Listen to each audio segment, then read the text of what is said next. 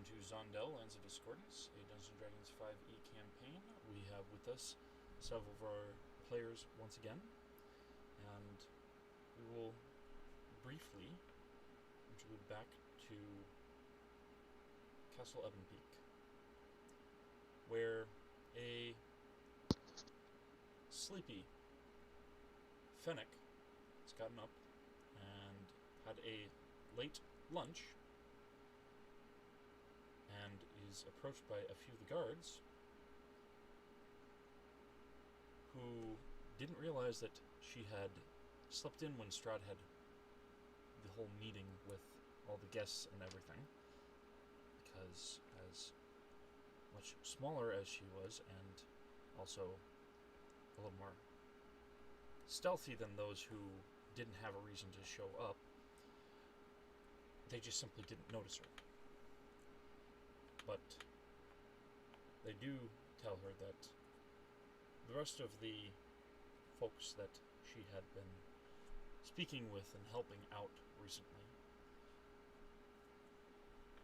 had gone with Strahd's instructions down into the valley to go to the sewer exit underneath Castle Evenpeak, and that most of them had used a magic spell to get down there, but the caster was sent down there unceremoniously through their own portal by some of their compatriots, and that so far nobody has messaged back to say that there's been any problem, but they haven't messaged back with any other news either.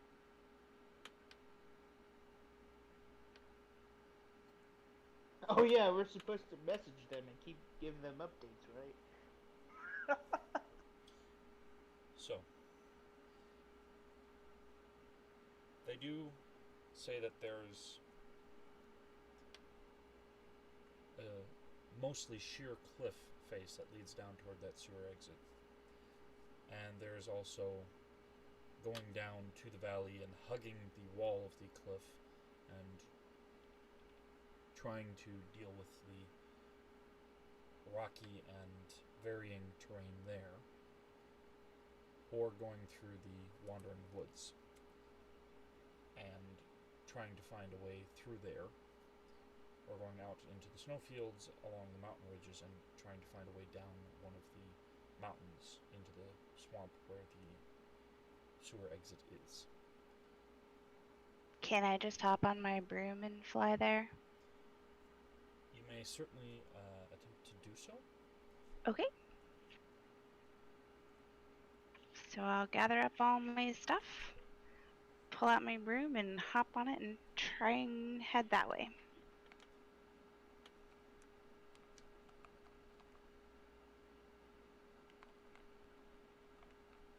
Alright.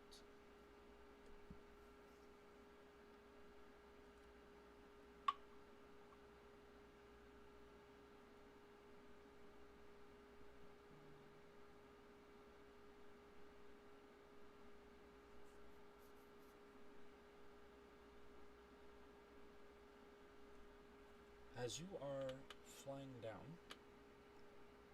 there is a very strong breeze that is coming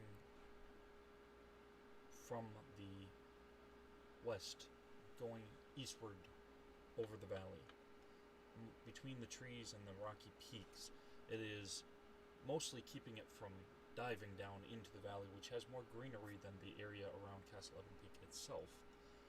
But it is buffeting as you are making your way down. You can either make a athletics or acrobatics to try and hang on tight to the broom with the wind that is trying to push you around.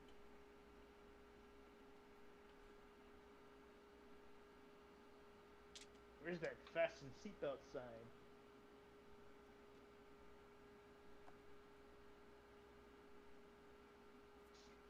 I rolled an 18 with a +8. Okay. Nice. So 26? Okay. So, despite the strong wind that is blowing at you, this 60-mile-an-hour wind, is not enough to loosen your grip, even as it is chilling and causing just small moisture to collect and form small icicles on your fur. You weave where it seems to be thinner and slowly make your way down without delving into the wandering woods or crashing into anything, and safely make it down to the swamp where the air is much warmer and starts melting the snow and ice off of your fur slowly, though you are a bit soaked and chilled. Alright, so I'll shake off all of that and look around for signs of where the rest of the party is at. Okay. Let's have you make a survival check.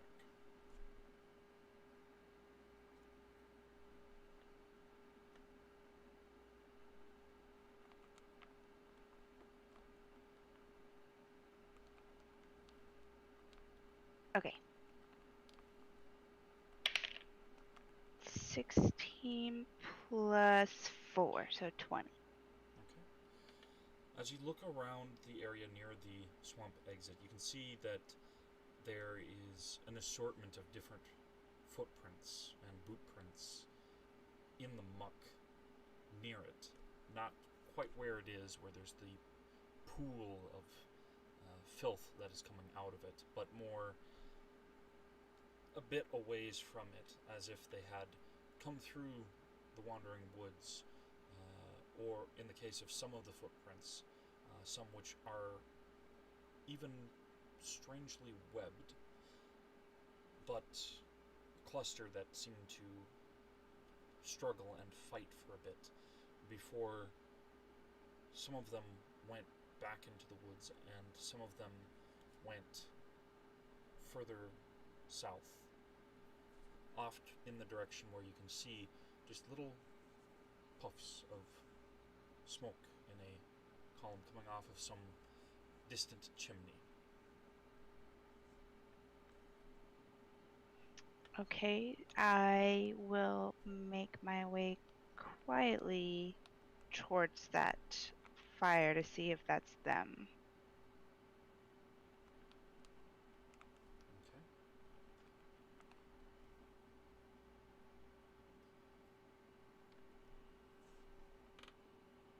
As you are traveling further south, there's a sound that you briefly hear that, with the water in your fur and in your ears clogging it for a bit, was muffled.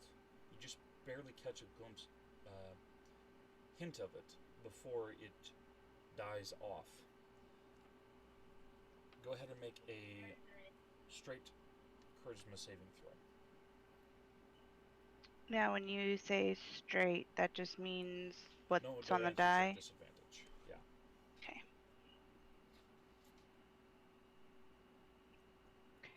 Okay. So my charisma is plus 4. I rolled a 13, so I got 17. Okay. There's this momentary feeling of warmth and joy and caring and just appreciation for this wonderful, beautiful sound, which is muffled by the distance, but you're still drawn toward it before it just simply dies off. Not in a shriek or scream, but just fades, as if the song has been finished. It is still in the direction that you are traveling, but it is not presently continuing.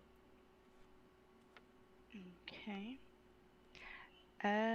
What can I see around us? Around me?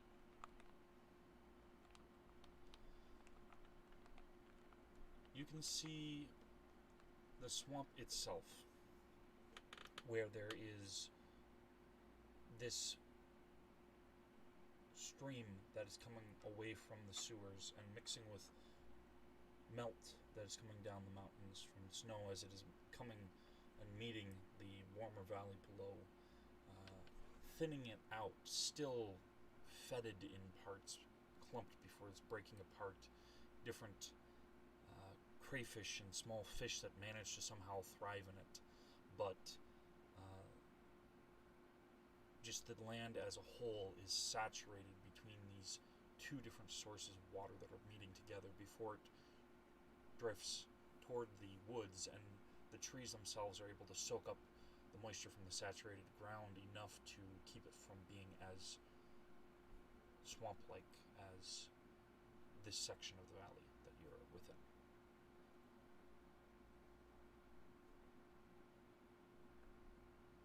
Alright, just a second.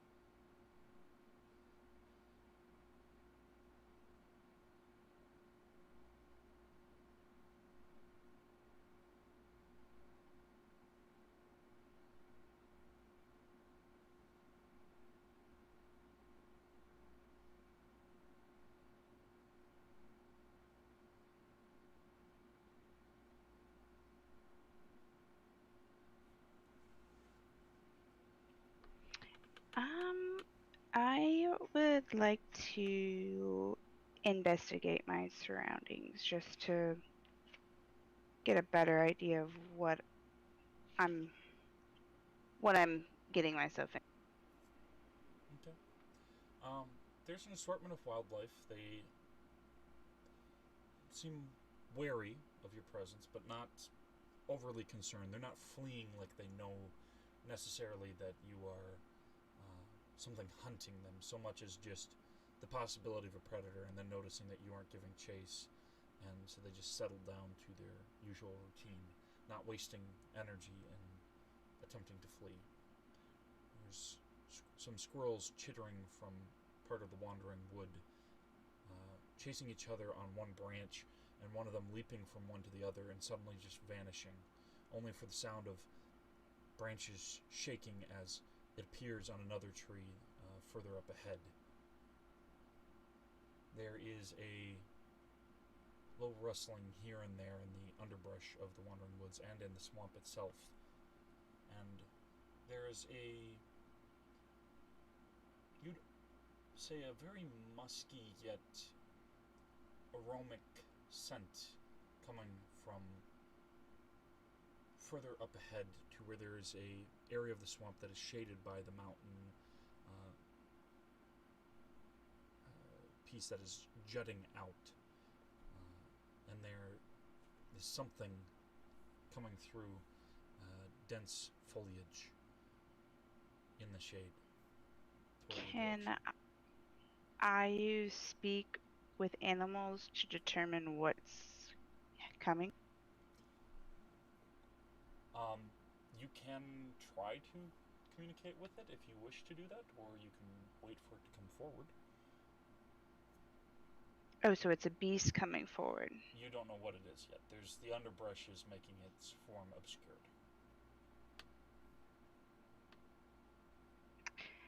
Then I will climb the tree and wait for it to come through. Okay. Are you climbing one of the trees that is on the edge of the wandering woods, or one in the swamps itself that would be near the stream, or near the mountain itself? Now, is the underbrush, are they coming from the woods or are they coming from the swamp? They are coming from the mountainside. Okay. In the swamp itself.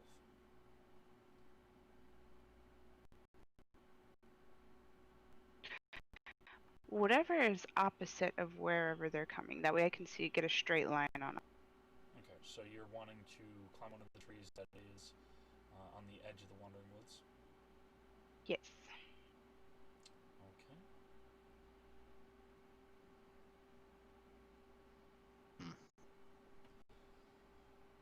Go ahead and make another survival check.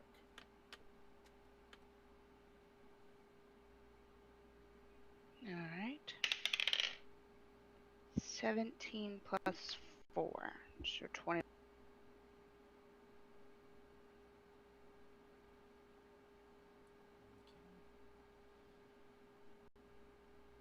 As you climb the tree, you pick one that is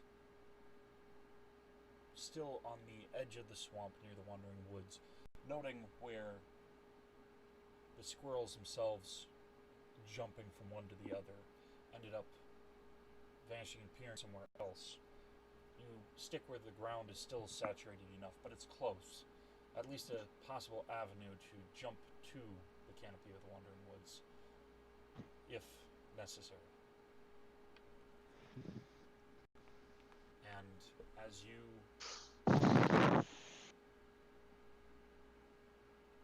are up in the tree,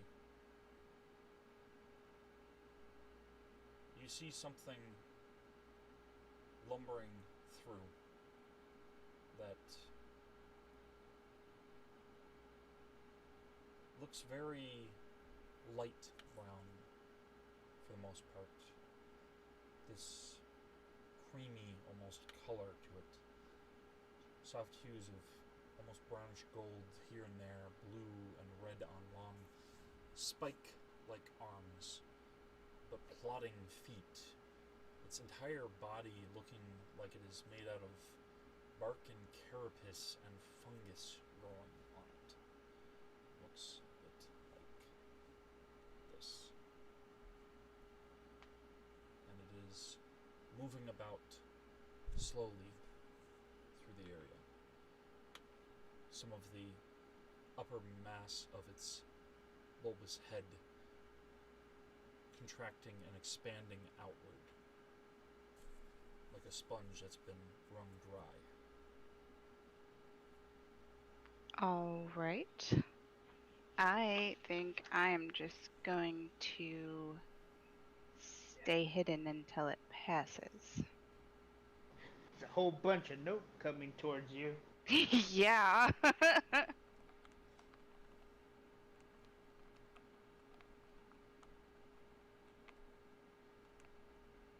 That's what I call a dim and don't mess with that. So, hello, I'm here. Yes. So, as you are trying to wait in the tree for it to go, we'll shift to the others that are presently in the Stump House.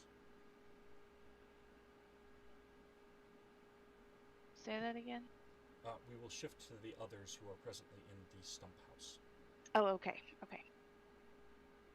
So, Inside the belly of that thing. no. Stump House now has Not legs. yet. So, where last you left off, weary, tired from fighting against Strahd and Black Pudding and other different trials of the swamp itself, you've come to the good graces of Lady Solarnum, who is presently taken up lodging in the Stump House owned by Malik, his daughter Co.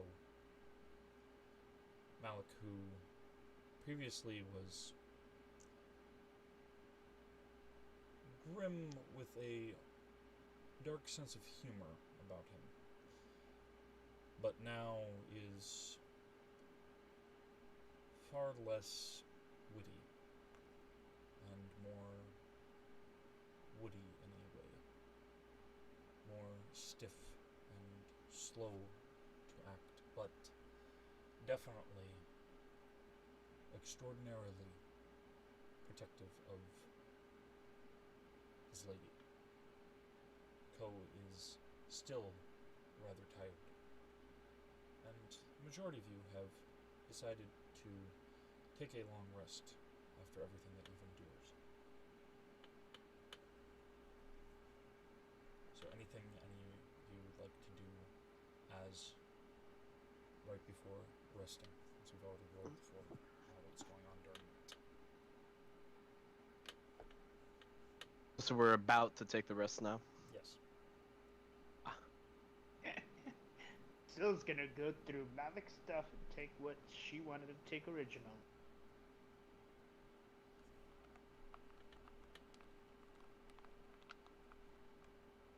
No. She'll go and read one of the books.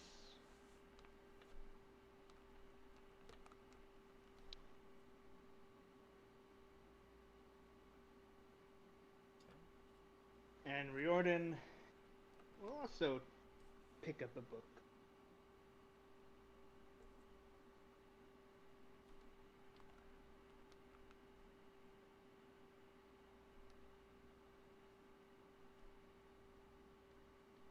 What just happened? Syl and Riordan are reading a book each, and it's right before rest in the Stump House. I'm sorry, I kept on hearing pings of someone leaving and joining the channel over and over again.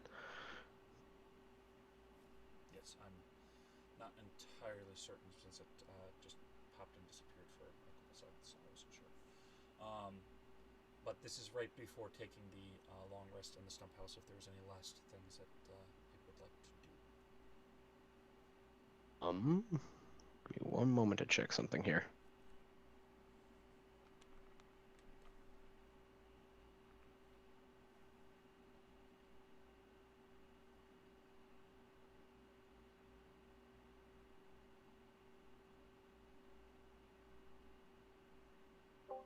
I mean, currently, Darwin's just kind of, again, tending to wounds and whatnot of Laney, just because that's the most he can really do at this point, since he can't, like, see the psychological wounds on everyone else, so he's just dealing with that for now.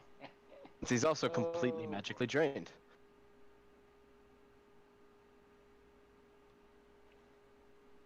That's never a problem, is it? Since it's before the long rest, it is. But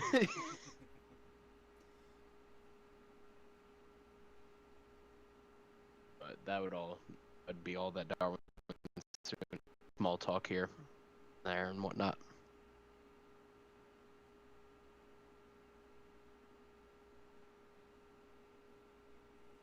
Okay.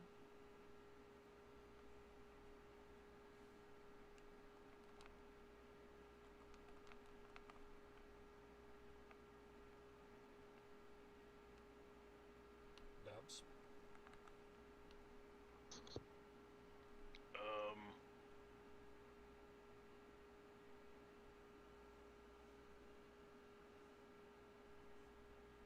Am I still enamored by the Very much so. gal? I will tend to my gear and maintain and sharpen while in proximity to the lady. Because you're still enamored by your sword even more. So pretty. All the things I'm gonna do to you. Okay.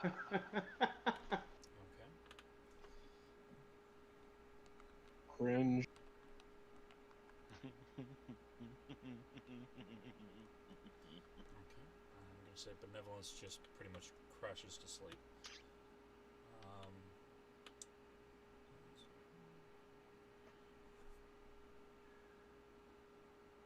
Kale, Yes.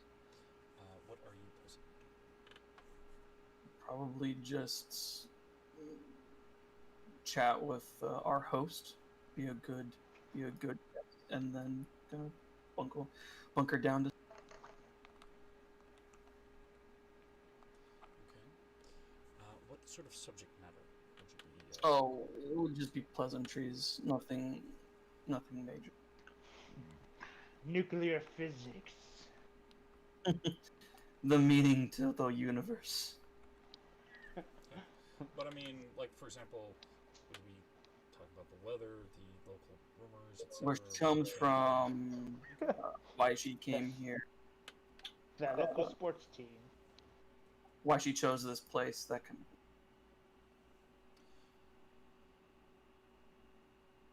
Well, it's not exactly as we chose it as. It was a neighboring place to go once we ended up here. But it's suitable.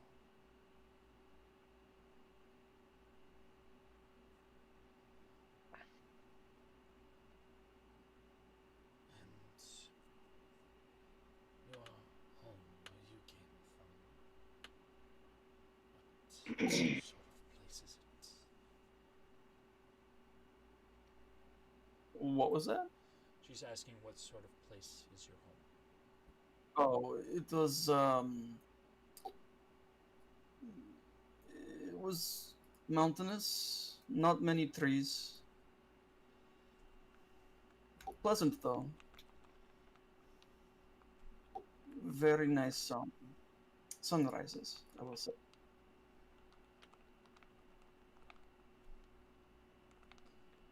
Alright. Make a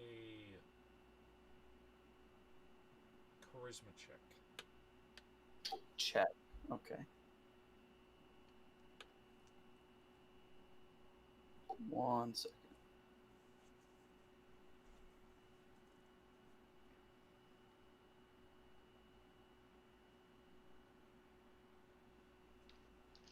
That's gonna be a. Oh boy, that's a big ol' 8.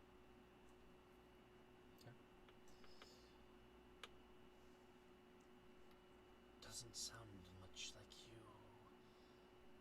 had much enjoyment of the place, aside from the rare beauties there. Well, What about its government, the people higher up than you? Were they kind?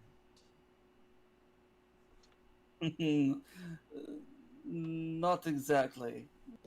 Only when a friend of mine forced them to be.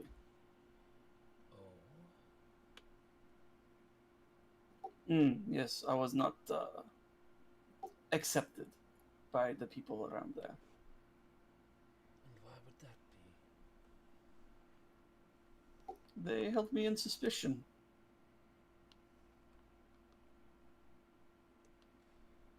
But why would they hold you in suspicion? Some past misdeed that they wouldn't let go? I was found in a place they considered unclean. I see. Well, And was taken under the wing of one of their men, one of their people, and taught how the world truly is, as opposed to what I had been taught by those people I'd been with. well. At least you're in a better place now. But perhaps it can use further improvement in there. That is the hope. I usually to be better than you were.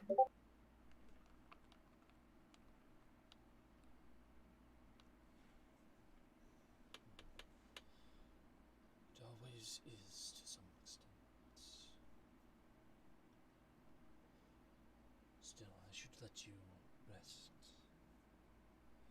She glances over at Malik and new addition to her entourage.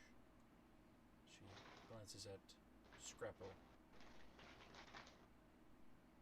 And just slightly moves a hand. Anybody who is not Fennec or Darwin can make a perception check.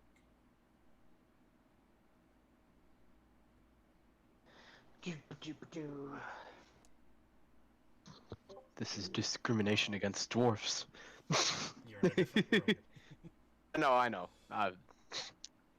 Nat 20, That's a big old 10. 28.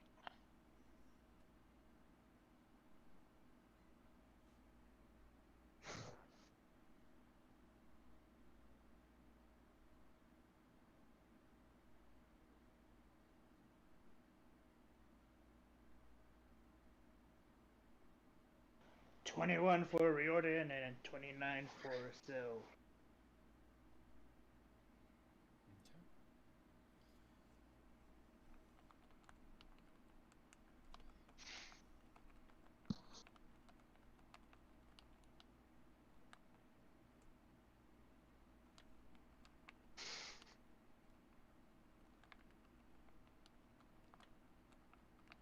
Alright.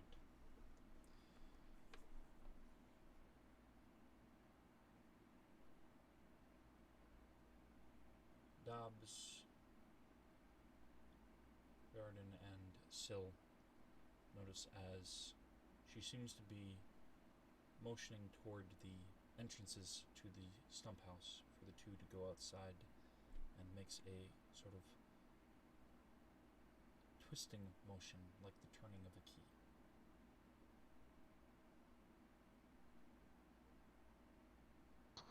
Dobbs is curious. Things are about to get frightening. Oh! I haven't been able to sleep yet. Have we had a short rest yet? No. Yeah. I'm down. I'm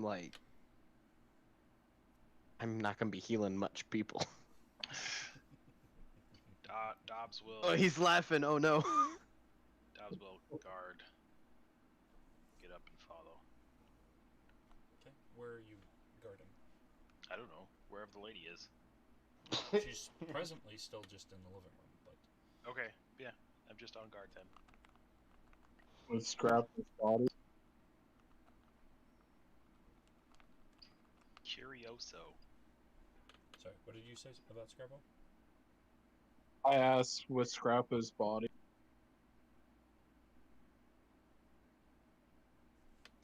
You still We melted it down. cut off at the end. Scrappo still has his body, though his head has been replaced with a fungus of some kind. What's with every character that I make, they lose their head? Well, I mean, Because they're all real fun guys. Fish gotta swim, birds gotta eat. You sort of attacked someone that several of the other people were a bit protective of. we got More than- charmed. Or at least We tried got to. charmed, yo. Also, Siliqui likes decapitating people, Yes. Yeah. and now kind of needs to take their brains out to feed. Half the party's Her charmed, and the other SO. half just doesn't care. So, presently, Scrappo is attempting to follow Lady Solernum's instructions. And if there's no other plans and such for the long rest, then you'd all be more or less set up with enough room to at least set up your bedrolls and the like. Lady Solernum has the master bedroom to herself. Ko is still held down by vines to the chair where she has been. And the rest of you are able to either sleep in the cast iron bathtub or in the living room just on the floor, aside from Darwin, as they are in the room where Leilani is. I spoon my sword. We're That just sounds like a gonna be real good sitting- way to like accidentally castrate yourself. Is Unless it a the sword's the single-edged big sword or spoon. is it a double-edged sword? Oh yeah, true. Good question. Or if it's in its scabbard. Oh yeah, I forgot those were a thing. Does it have a scabbard? It is a double-edged. Oh Barrel yeah, is you a need a. scabbard for a thing. So, regardless, so you are all resting up. Yep. Hooray! I can go all out on somebody again. You think You are resting up. dreaming We of will see how well that goes. Meanwhile, it. We are thank gonna die. Fennec, Yes. as you are watching, 4 more of these things stumble out of different parts of the underbrush.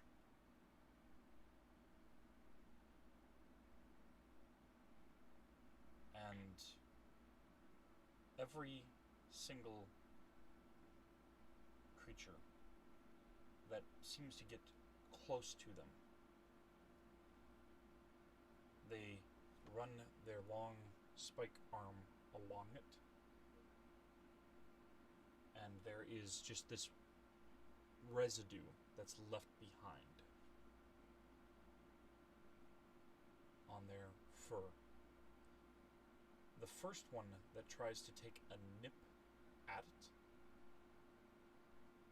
finds itself with this spike driven into its flank.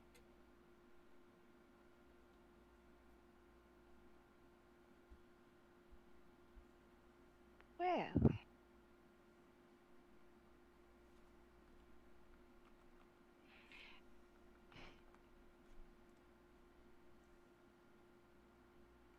Hold on. Let's see what I can do.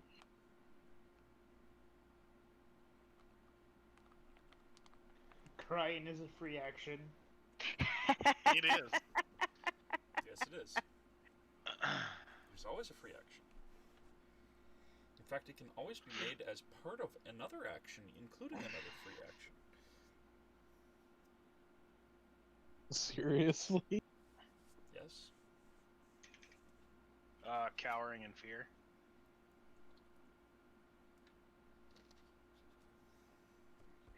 Mm-hmm. Shit. Yep. There's plenty of it in the brook. The creek, whatever you wish to call it, based on the size as it changes. Is there any way I can sneak past them? You certainly may attempt to do so if you wish to. You're presently up in a tree, so you'll have to get down from it first.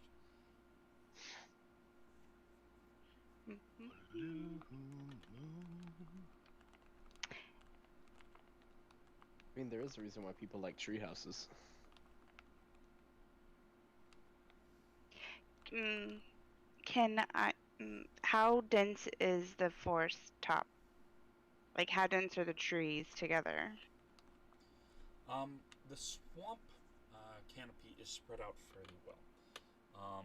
The next closest tree branch from the furthest edge of a branch that is on the tree you're at is about 30, 35 feet away. And that's still going to the twig edge. A lot of the nutrients and such are getting absorbed by roots coming from the wandering woods itself. You could potentially try going through its canopy, but you don't entirely know how well that will work considering what happened with the squirrels.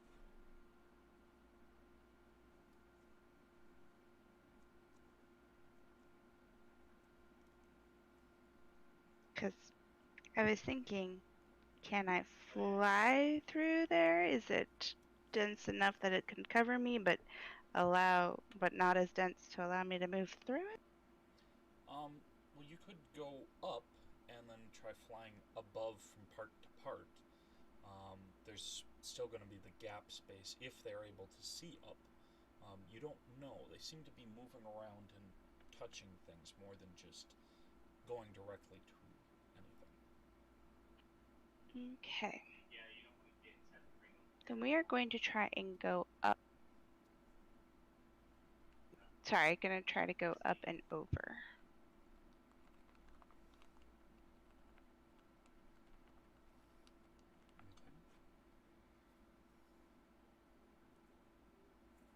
Did that come through? Yes, it did. Okay. Yeah, so I'm gonna climb up as far as I can and then try to get to the next tree. Alright.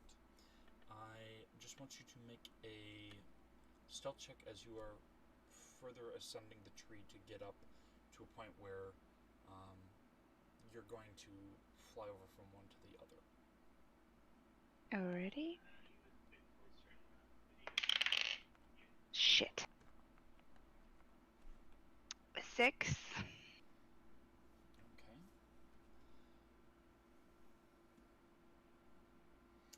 It didn't roll on that one, so. Is that with your athletics or acrobatics? No, it's stealth. Stealth is Oh, dexterity. I thought it was because she was climbing. No. It's to try and quietly move through the trees. A swarm of ravens flies out of the tree that you are climbing. Still rather young, rather than full-aged. But they are giving their croaking, throaty sound as they spread out through the swamp and settle onto other trees. The creatures below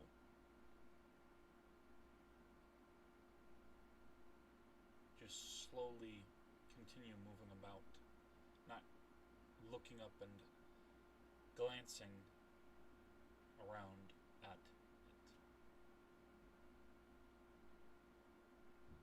it. Okay, well then I will make my move to get to the other trees going away from them.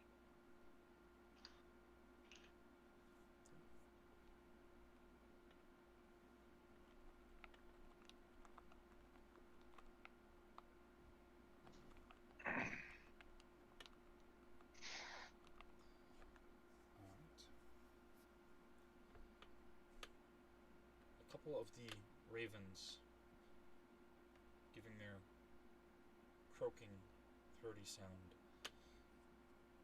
look down at these things as they're moving around, and one settles down on its shoulder and starts pecking at it, and as the spike arm moves toward it, it starts trying to fly away, but flops off of the shoulder and continues to flop a bit on the ground.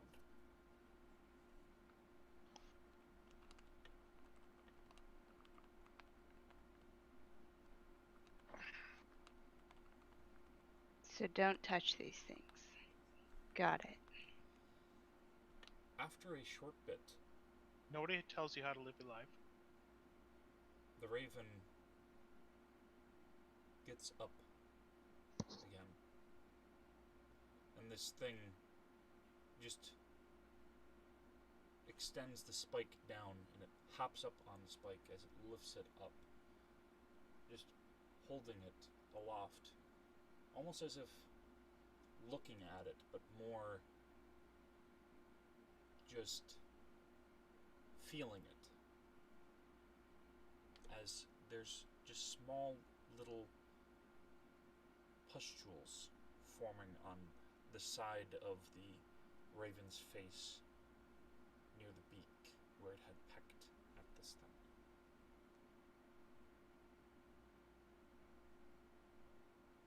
And then it lifts up and lands on one of the trees and starts coughing up. And there's this black fluid that settles out and just small little blisters forming on the wood.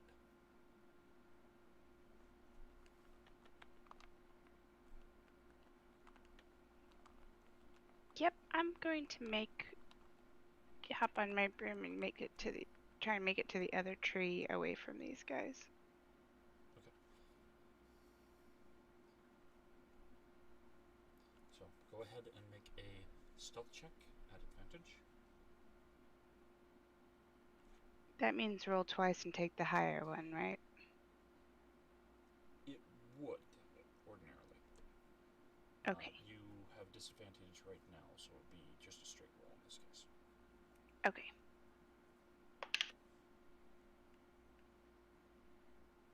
$11. Okay.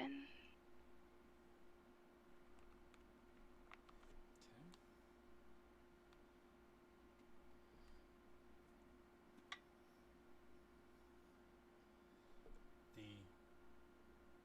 infected raven doesn't seem to take notice of you as it flies to another tree, starts coughing up. One of the other ravens flies closer, looking at it for a bit, but the second that this infested raven turns toward it, it gives a throaty sound and quickly flies away, and the other ravens start going into the wandering woods. Okay. Just a second.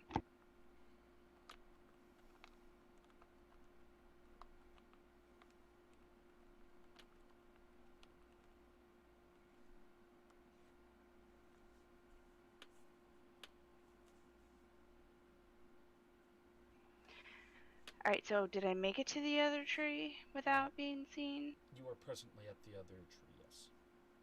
Okay. There is a sound that is coming from wandering woods lower down toward the ground now. Can I do an investigation to see if I can tell what it is before getting closer? I would say it would be more of a perception check, unless you're trying to look at other signs than just the sound and visual cues. Let's do perception. My passive perception is 20 now, since I have that feat. Okay. So, as you are watching, a figure comes out of the wandering woods, looking a bit confused, and then you notice there are two, one much smaller than the other,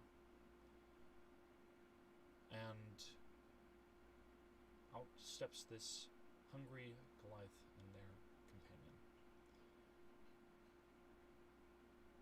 And I recognize them as party people? Party You do people. not yet recognize him. Not yet. Quick, kill him. What? No. Sorry, Leviathan. There goes your next characters. I On this episode of How Does Leviathan Die Next? will slowly climb down the tree to see if I can get a better look. Okay.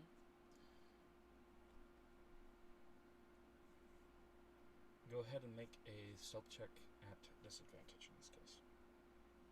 Okay. Fuck. I need one more roll, right? Yes, it'll be the lower of the two. 4. Okay. Where previously these hulking fungus things, far taller than you, didn't seem to pay much attention to you as you had climbed up into the tree. You were a good distance away from them still. Now, as you scramble down the tree and a few small twigs fall off that were already broken from some other creature that had climbed it, not snapping anything, but just descending down. 2 of the 4 start moving ploddingly in your direction.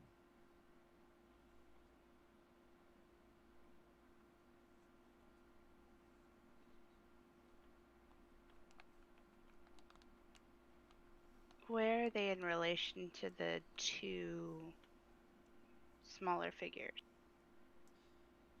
Well, the other 2 figures are larger than you, but they are, the Goliath's about the size of the fungal creature, but the other one is smaller. They are more a little southeast of you, whereas the Goliath and other figure are further to your, the southwest, and the Goliath would be to your east.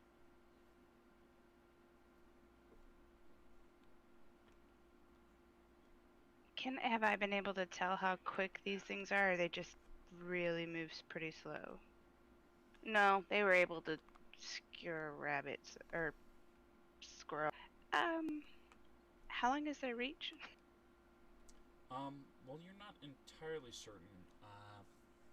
They haven't thus far been moving very quickly. It's more or less that they were what seemed almost like petting a deer, and then when it tried to nibble on them, it just simply moved its arm quickly and skewered into it.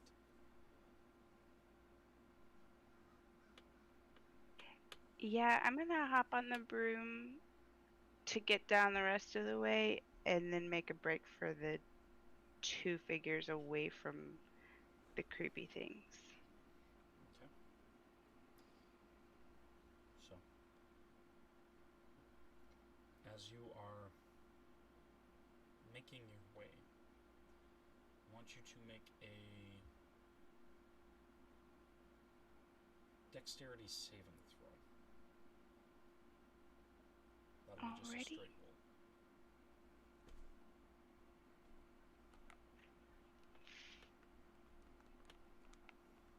Okay, looks like a 6. Okay.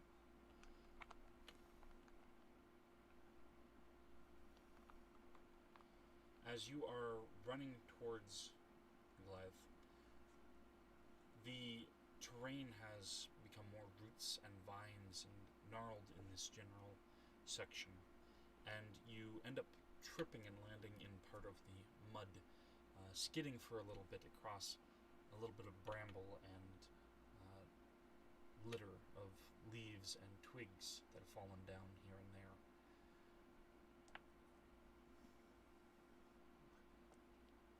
You take 4 bludgeoning damage, and these 2 things start stomping their way over, moving just as quickly as you were before you tripped. You still move the same distance, but you are presently prone.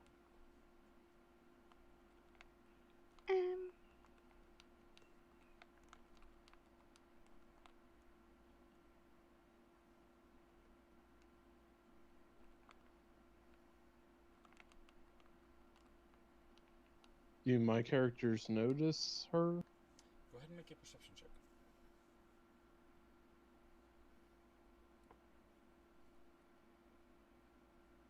I will say at advantage because she was running right towards you. But you are a bit hungry, so maybe you think it's just a hallucination. Well, one of them got 20. I definitely notice.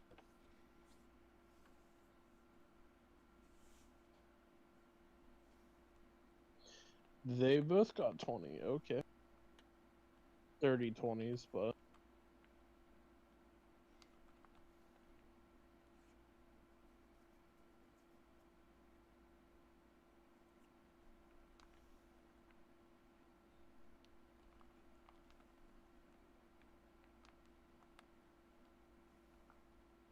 Alright, well, obviously I'm going to get up off of the ground. Okay. That'll take half your movement.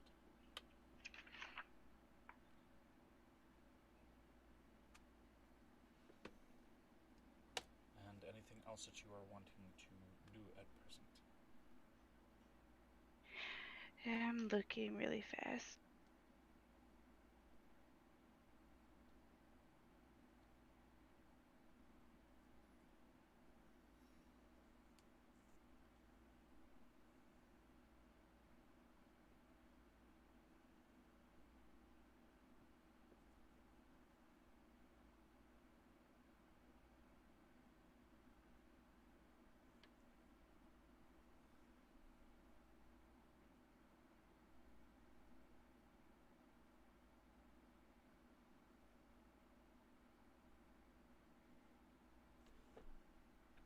I will still head towards the two figures. Okay. And these hulking things are still giving chase. They do not seem to be slowed by the ground around them.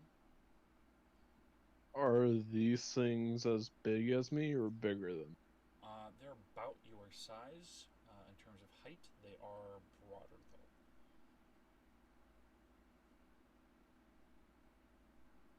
How far away are they? At present, Fennec is about 50 feet from you, and they're an additional 35 from Fennec. So they'd be. So they're well within ballista range. They All are right. within ballista range, including the other two that are still further away and have not yet moved away towards you or Fennec.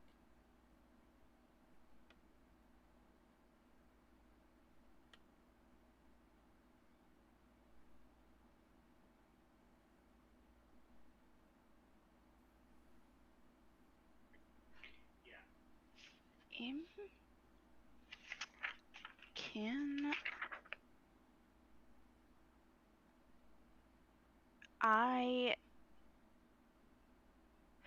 I'm gonna try something weird. I'm gonna try and tell them to stop following me in every language I know. Okay. See if one of them works.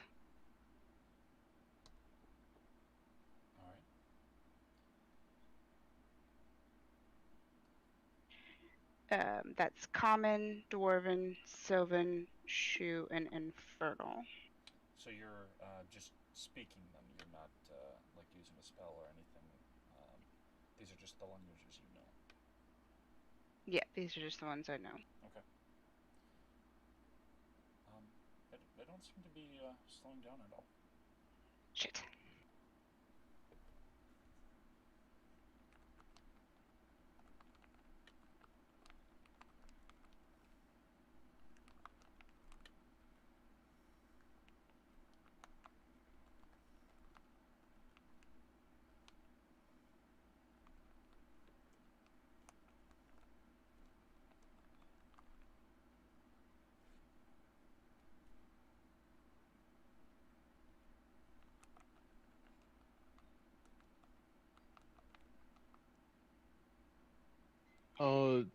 Does it require an action to aim the ballista? I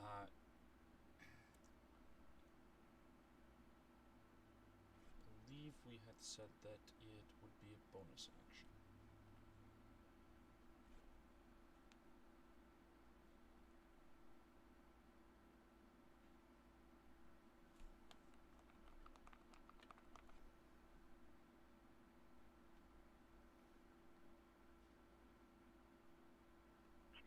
Son of a bitch. Hold on.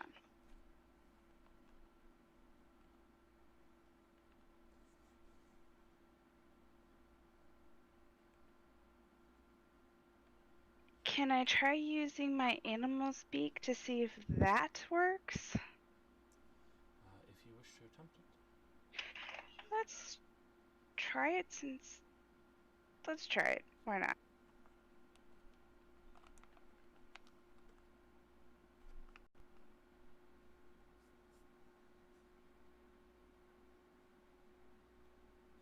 All right. Still does not seem to react.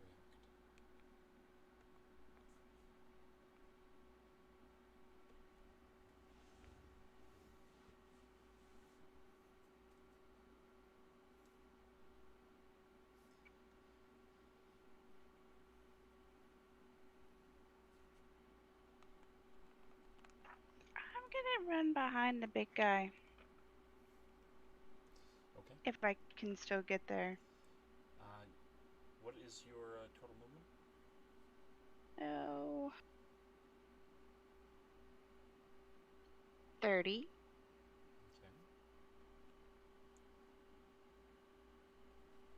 So not quite, but I can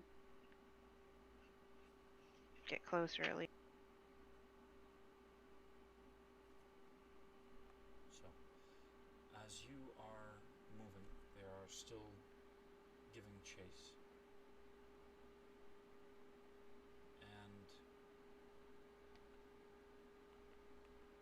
as you are still within 30 feet of them after they have moved their full movement and you were cut to half years from getting back up again, one of them opens up this bulbous shaped head and I'm going to need you to make a Constitution saving throw.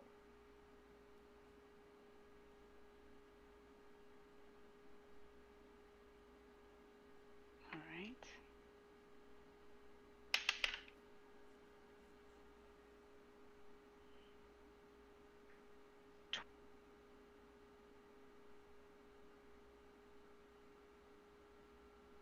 Did you say 20? You had cut off there. Sorry, 12. 12. Okay.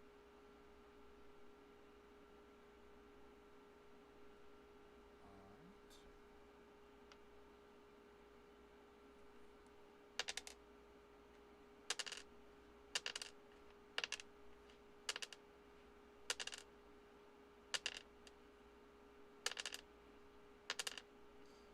You take 26 acid damage.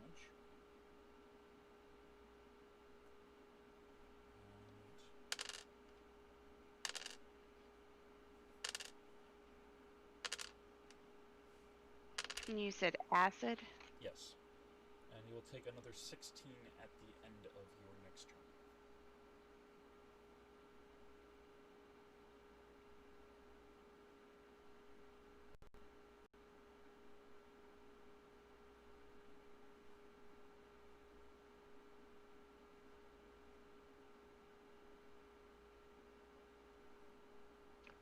Alright.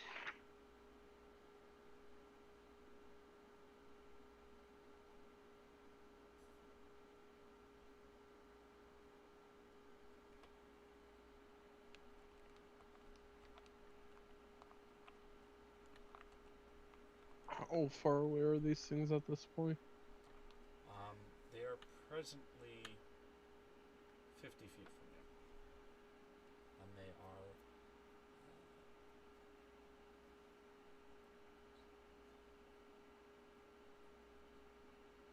20 feet from Are Fennec. both of them that close? Yes. They're both 20 feet from you.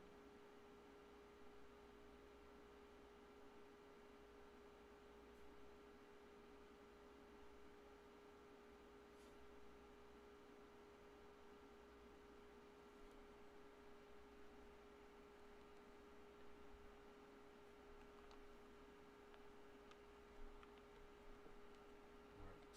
Leviathan, what are you choosing to do? I am going to cast confusion on them. Fennec? Yes? I was still waiting for Leviathan to... Oh, sorry, Oh, I didn't I'm realize you were sorry. waiting for Leviathan. Yeah, that's why... Are you guys in combat again? Are you trying to die again? No, I'm not trying to die. Wait, let's see. So you said that they're within 50 feet. So I'm gonna summon a bestial spirit on one of them. It'll take the form of an eagle. It will like be close to it, and my order for it is gonna be to attack. And I'm also going to cast a first level hunter's mark on the other one that the bestial spirit isn't gonna attack.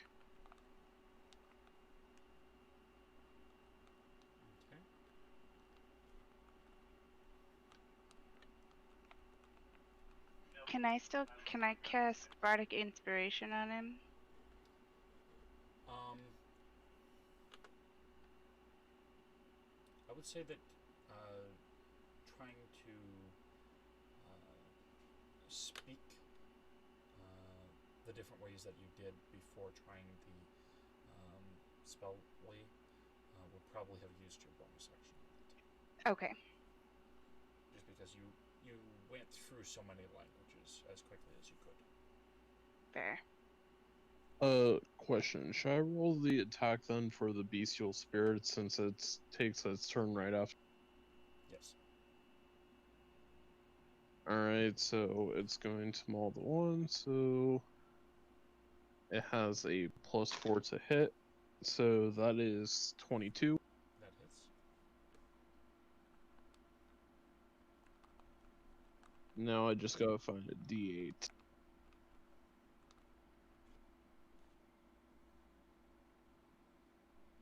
And that's gonna be a 12 damage. Okay.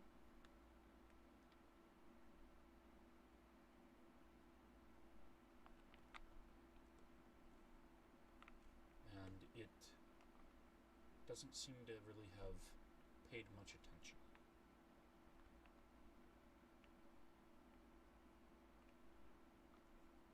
Do I the second guy too? It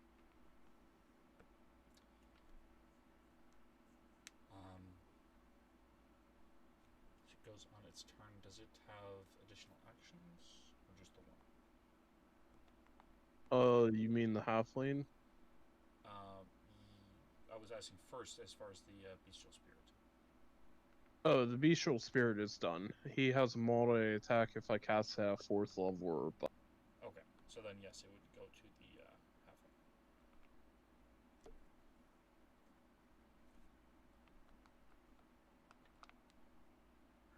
halfling. Okay, well, he's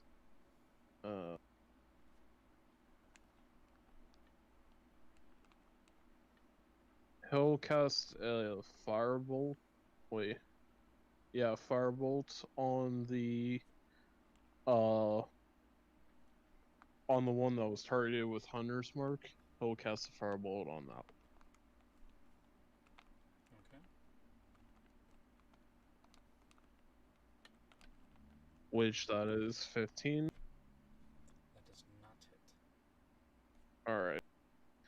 And then as his bonus action, he's going to create an Eldritch Cannon on top of the Goliath's head. Okay.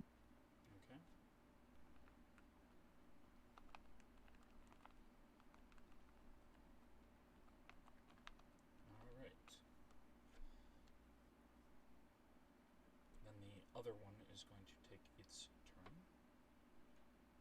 It is in range and it's also going to let loose a corrosive spray.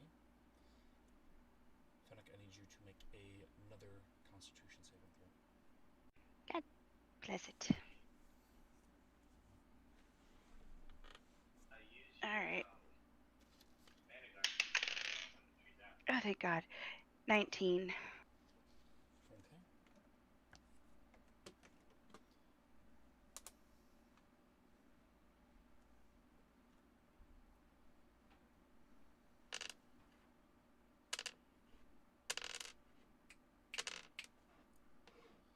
You take 12 acid damage from that one, and will not take additional from it later.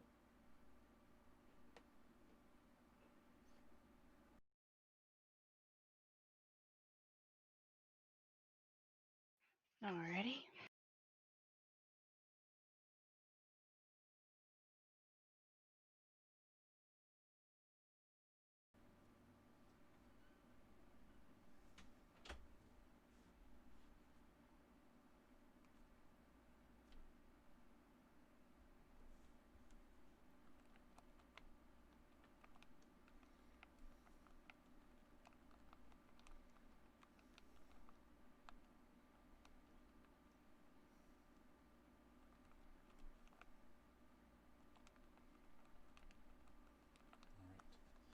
So that will come around to Fennec's turn. Sorry for that little delay there. Dad, you needed to say something immediately.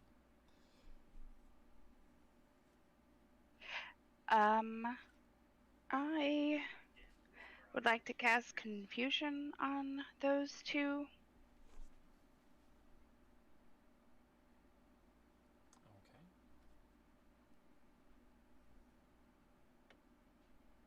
Okay. And I'll target right between the two of them so it hits both of them.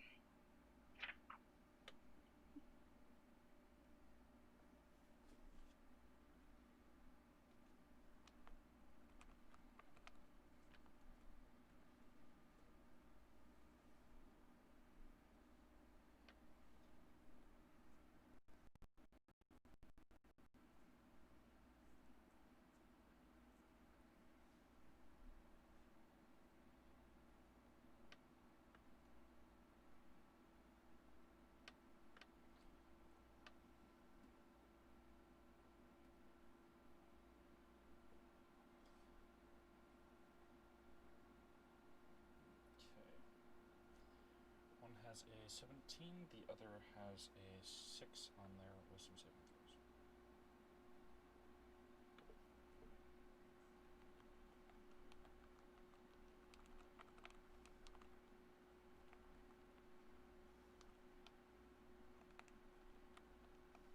Okay, so does that... So that would be based off of your spell DC in terms of whether they passed or not. I'm guessing the one with the 6. Spell probably save failed. DC Yes. is a 16. Okay, so the one passed, the other did not. Okay.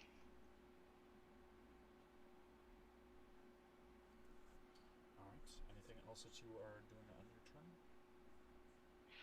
Still running towards the other two. Okay.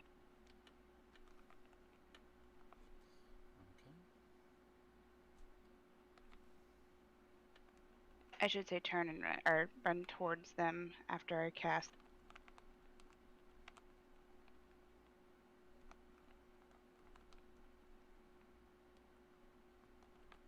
Okay. Alright. And the first one, which passed, is going to continue to move towards you. And it's still not able to... Oops, drop that.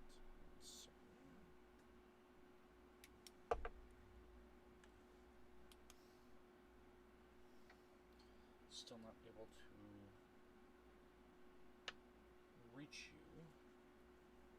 So it is going to use its action to dash up to you, since it didn't recharge its corrosive spray.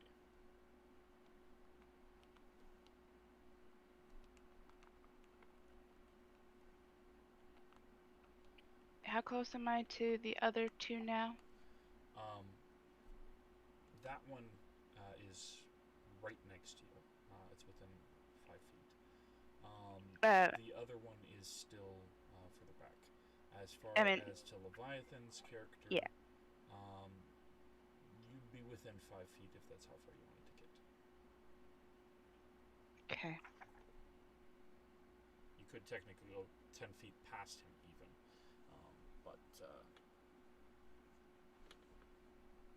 might not necessarily provide as much cover.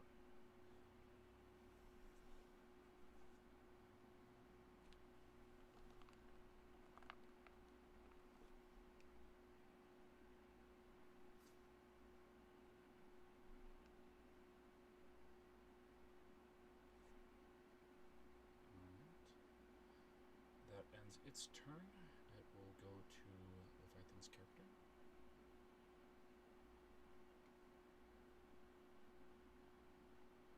Okay,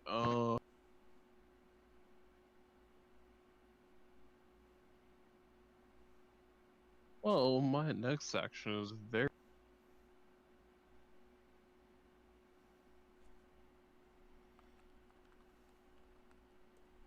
Sorry, what was that?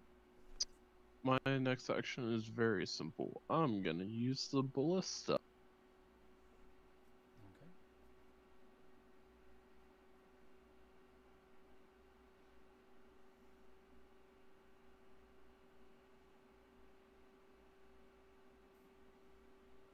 Okay, I got a 22 on hit. That hits.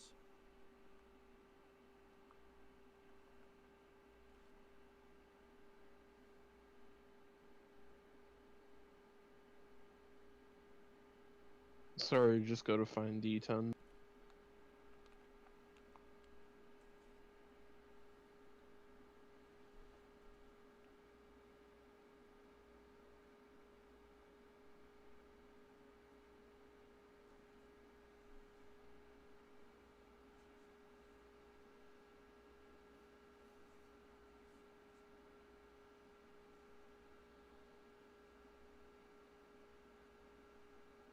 Alright, I got a 27. Okay. And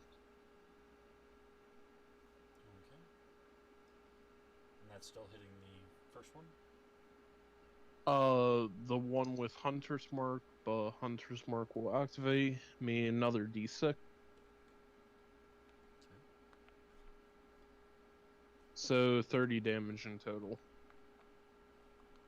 On the one with Hunter's Mark. Alright.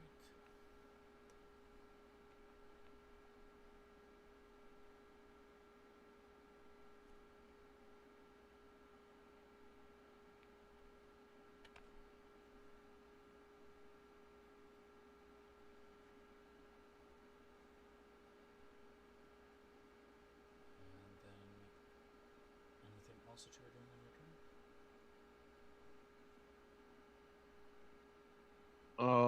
After that, I'm gonna use my voice to order the bestial spirit to attack the other one again. Okay. And then it will attack. Go ahead and roll that. Yeah, that does not hit. That's a 7. Alright.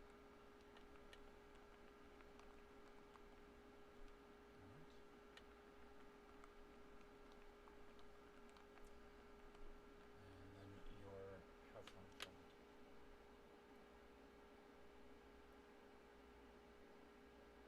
Yeah. The halfling is going to use how far? I'm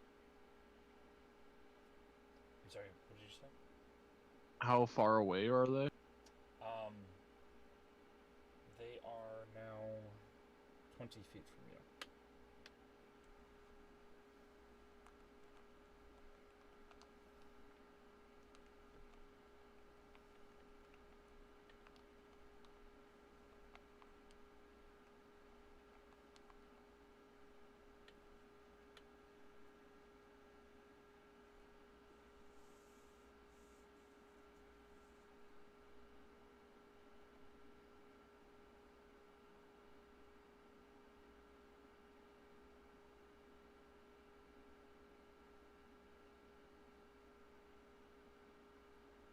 Alright, I'm just gonna cast Firebolt. Okay.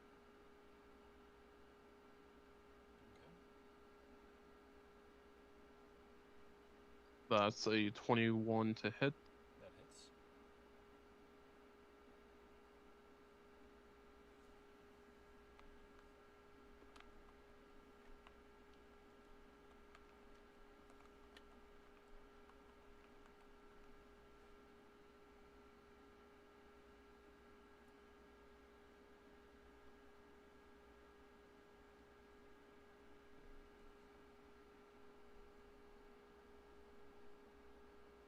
Alright, that's 20 damage. Okay.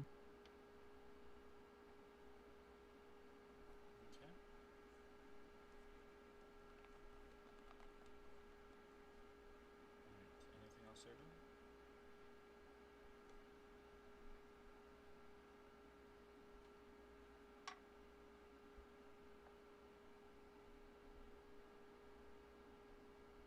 doing? Oh, let me see.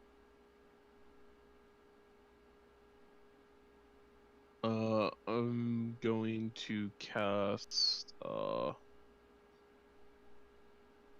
Magic Weapon, which is a bonus action spell.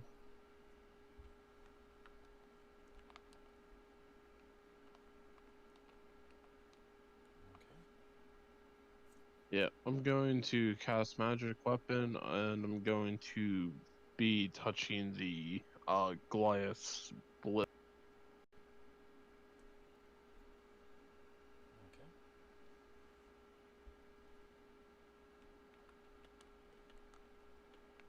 That's all.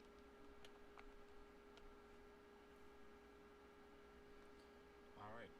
And the second one has renewed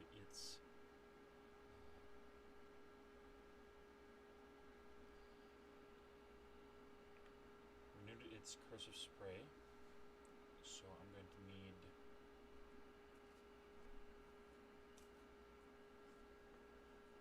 Finnick, Leviathan, the Halfling, and the Bestial Spirit to roll a Constitution saving throw.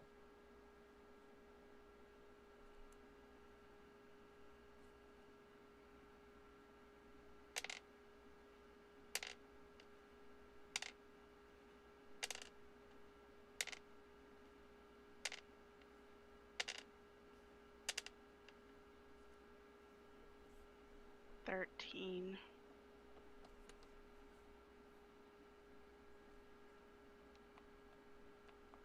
Okay, Banjo rolled 16, the Halfling rolled 20, and the Spirit rolled a 3. Okay.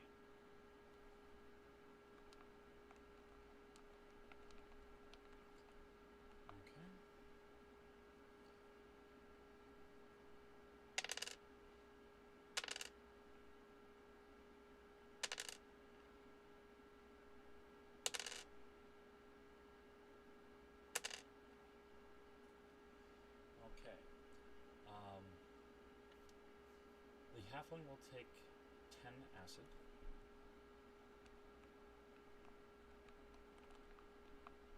The rest of you will take 20 acid and take an additional 14 at the end of your turn.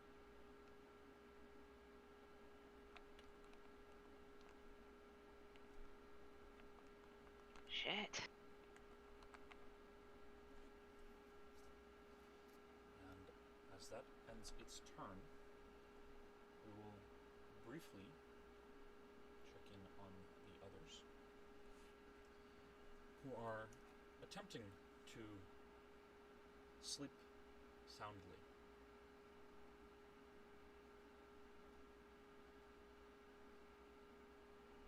I would like everyone in the Stump House to make a perception check.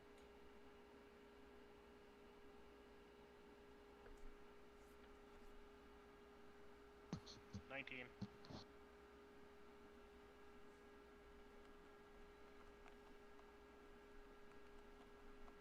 7. Darwin has a 22. And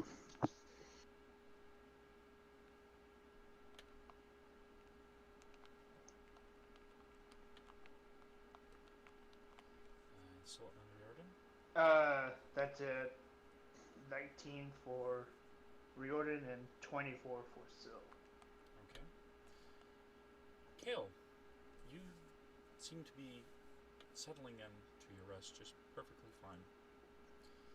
The rest of you, however, I would like a dexterity saving throw at advantage. Oh shit. Because I have a level of exhaustion, that means it cancels out with the disadvantage, right? It becomes a straight. Okay. No, you have a level. That is affecting ability checks, not saving throws on the first one. Dobbs has 15. Wait, so am I still getting an advantage on a dexterity check? Yes, because you Okay. have one level of exhaustion. Higher levels will affect saves. Gotcha, okay.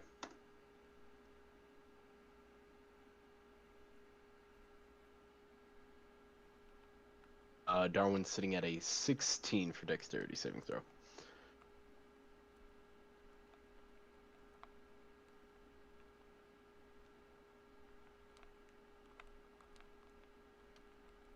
Well, whatever's happening, Riordan's fucked. He has a 5. And still got a 22.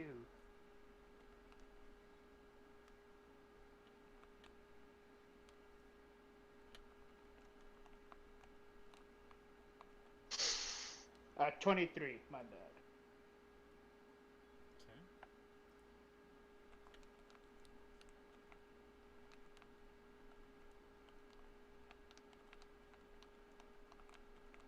Alright. Darwin stumbles a little, but manages to recover.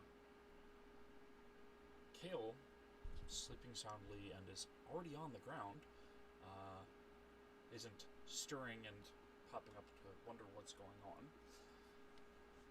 Riordan, however, falls and face plants on trying to stop themselves from falling and misplacing a hand.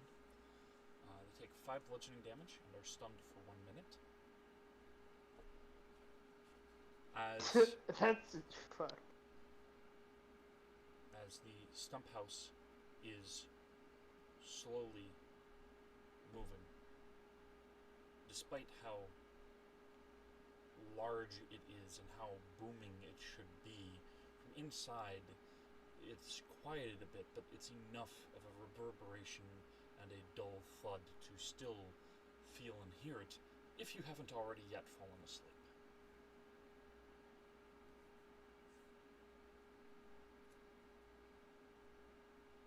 My bit of a face!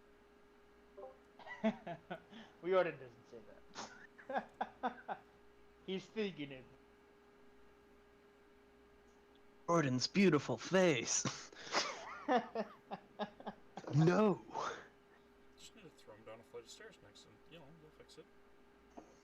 Oh yeah, true. Yeah. Double negative. Take a is picture from a positive, Vibe right? book. Right. So, Well, anything that anyone who is awake would like to do? Present. I guess Darwin's gonna go first. I was giving everybody a second, but Darwin's just gonna kind of motion for Eleni to kind of stay back for a second. He's gonna kind of rush out of the room for a moment, just like go to check the front door, see if something just like smashed into the house from the outside or something like that.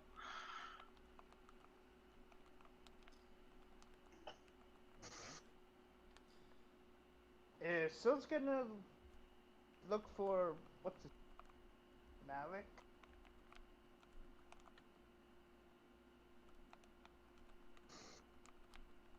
Alright. So, it's not too large of a house despite its size, so it doesn't take long. Darwin, you can see that the front door is being guarded by Scrubbo. Haha. Soliloquy. You can see the back door is being guarded by Malik.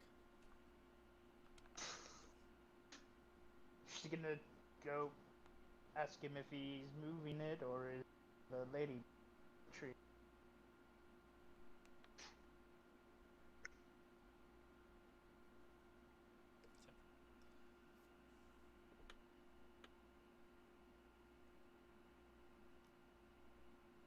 It's what she wants.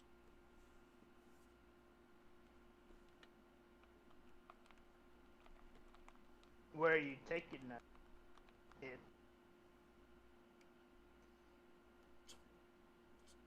Towards rival.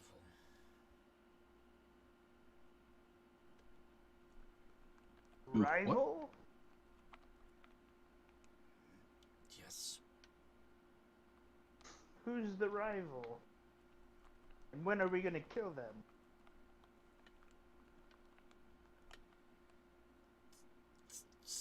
Sensed them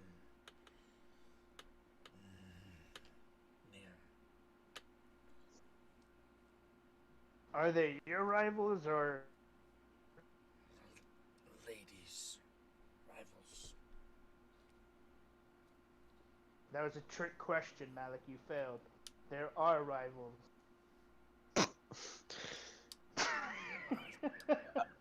Sir, I have no rivals of my own.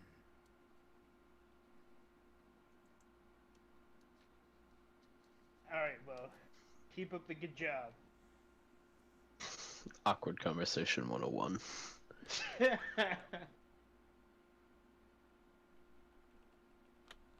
And then she'll go back to sleep.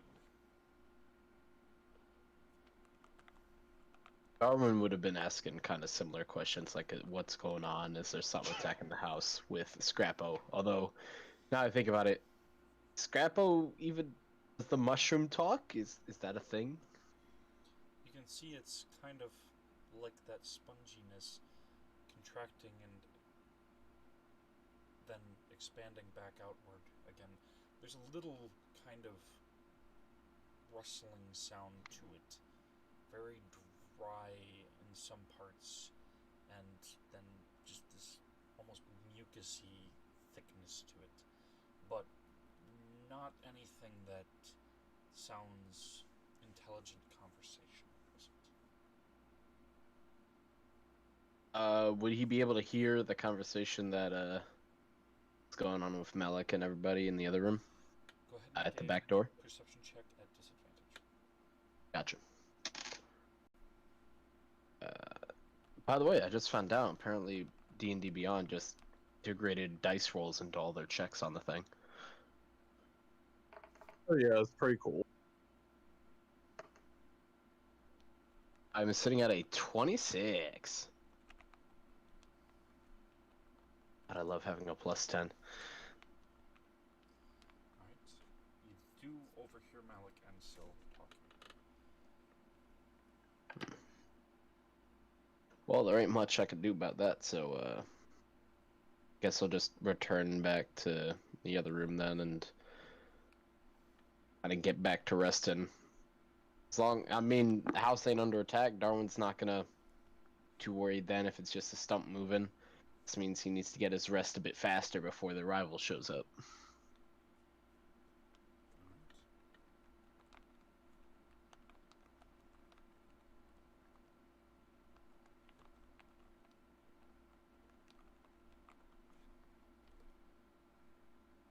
Alright, and Dobbs. Anything that you are doing with this information? What? Anything that you are doing with this information of the Stump House moving?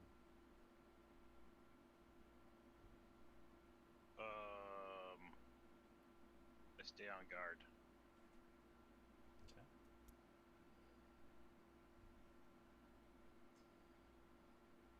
Are you just simply guarding the living room general area, guarding The master madam. bedroom?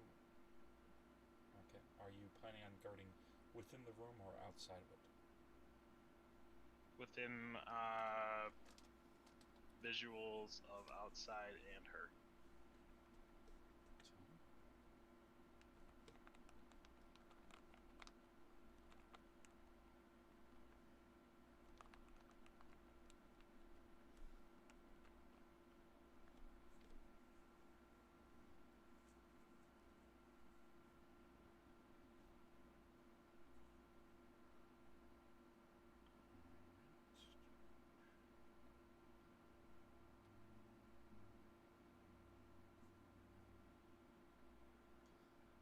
and as time is passing, everybody else is going to try to sleep except you. I'll say Except Dobbs. yes, unless you're planning on resting, but just having your body there as an obstacle. I will protect my madame. Okay. You may take a level of exhaustion from staying up, or we can have you Constitution saving throw at disadvantage to just try and stay awake and see whether or not you fall Con asleep. save. If you do stay awake,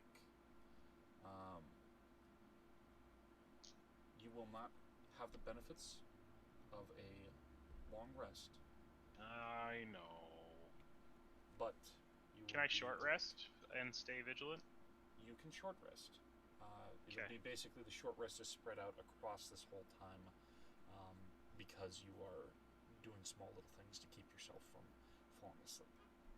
Sure. Most of my stuff reset on short rest anyway.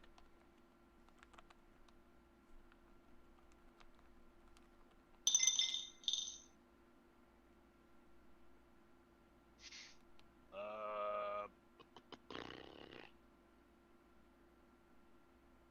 16. Okay. The other one was a nat 20. I hate disadvantage. Alright, you do manage to keep awake as others Yay. drift off to sleep once more. Pussies.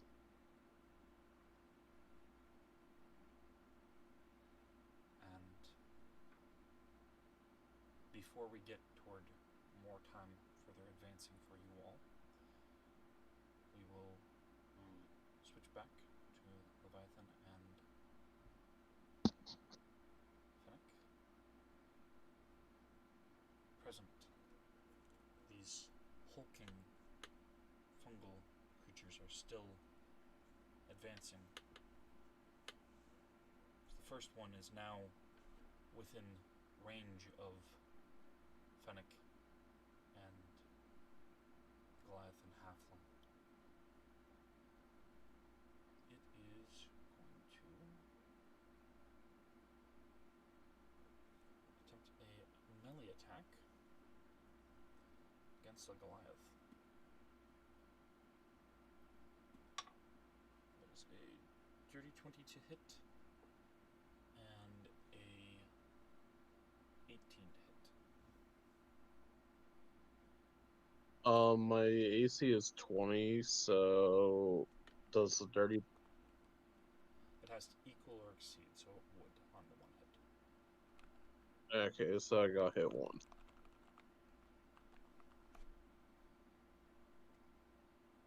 Okay.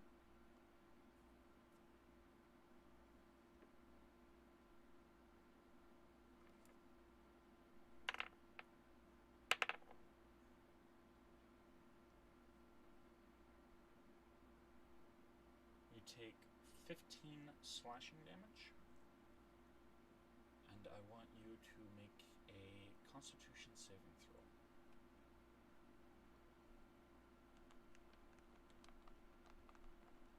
Net 20 was a 23. Okay.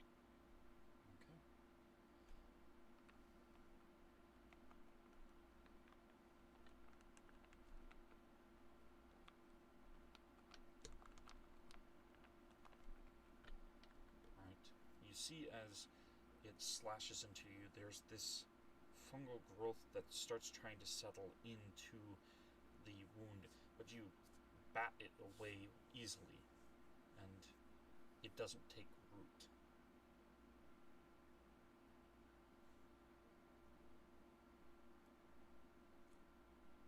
The hell was that The thing? First one's turn. It's Fennec's turn. Okay, Finnick is going to hop back about 5 feet away from them and cast Mass Cure Wounds. Okay.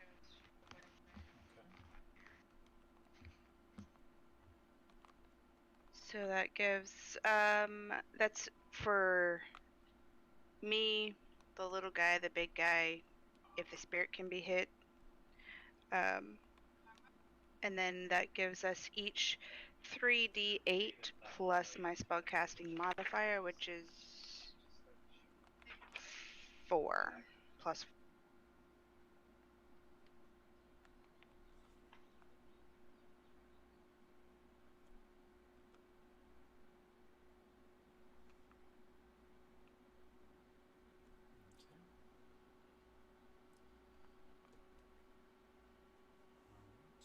else that you were doing on your turn?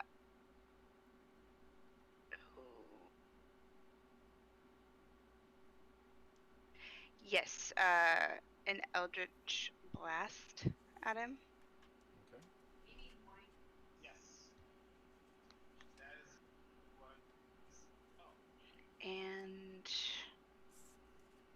let's see, that's a 1d10 force damage if it hits. Okay. And this is where it gets a little tricky for me. It said that at 5th level, 11th level, and 17th level, there are extra blasts that go for it. Yes. Is you would that roll each one Bardic separately. level?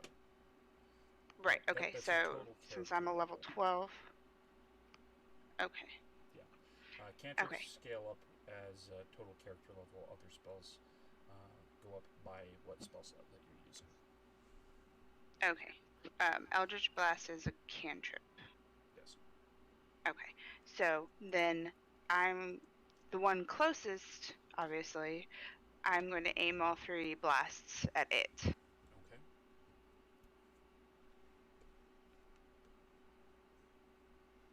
So go ahead and roll the attempts.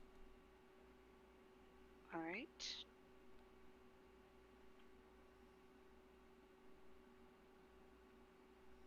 Oh, I lost my 10. Hold on.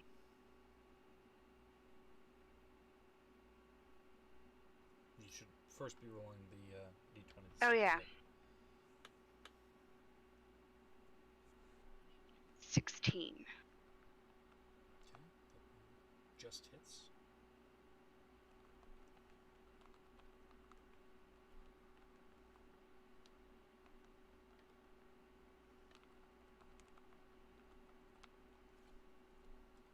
And the other 2? I need to. Yes. You need to still roll for them. Okay, sorry, I misread that one. Then I thought it was once it hits, all 3 of them hit. No. It gives you the opportunity to hit with up to all 3, versus if you rolled poorly on the first one, then you might still hit with the others. Gotcha. 15. Does not hit. And a 19. That does hit.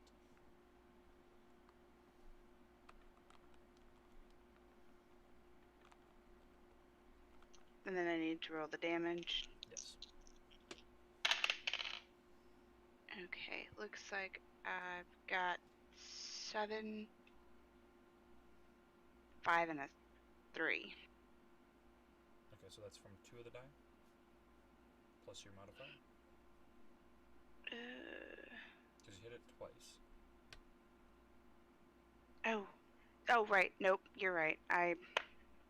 Sorry, hold on. Okay, so yes. Let me just re-roll that. That way I know what the hell I'm doing. It, or you can choose the first 2, since those were the 2 that you called first.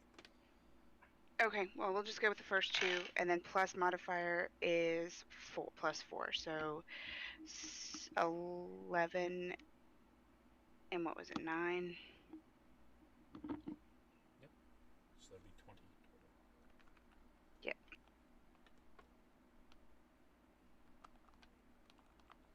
Alright.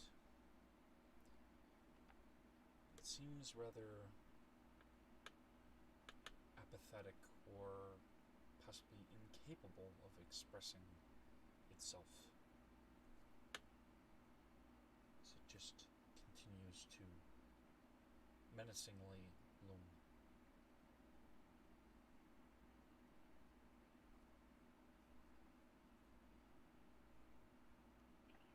Alright.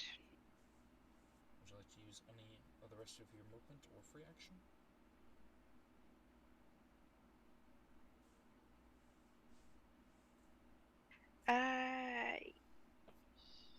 Yes, give me half a second.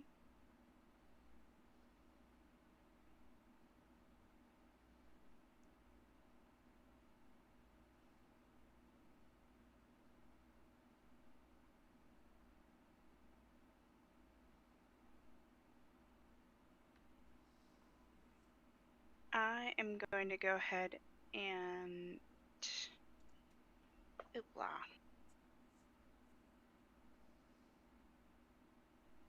Cast True Strike. Try and discover its defenses. So you already cast the Mass Cure Wounds and Eldritch Blast. Are you using your action surge then, or Say that again. are you choosing to use your action surge in order to cast a third spell? Do cantrips count as spells? They do, yes. I didn't think they did. I thought those were free casts, and then spells you actually had to use a slot for. You don't use a slot for it, but it still counts as a action or bonus action, and they do count as spells in terms of how many that you're able to cast. With default, there's stricter rules on how many spells that you can cast, whereas with the homebrew we're using, you have more options in terms of what you can cast together in the same turn. Gotcha. So, a free action would be, for example, interacting with something in the terrain, picking up an object from your inventory, equipping it, or dropping something, which is something you can do. Gotcha. You know, Then I'm simple, going. like, single sentence, you know, things like that. Gotcha. I'm gonna pull out my great bag of tricks. Okay.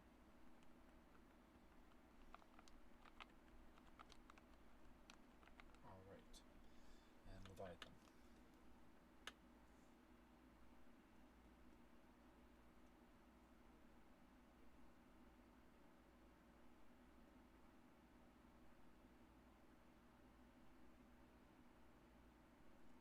Leviathan? Did you not hear me? No, I didn't. That's why I was repeating. So I can do 2 attacks per action. Does that mean I can fire it twice?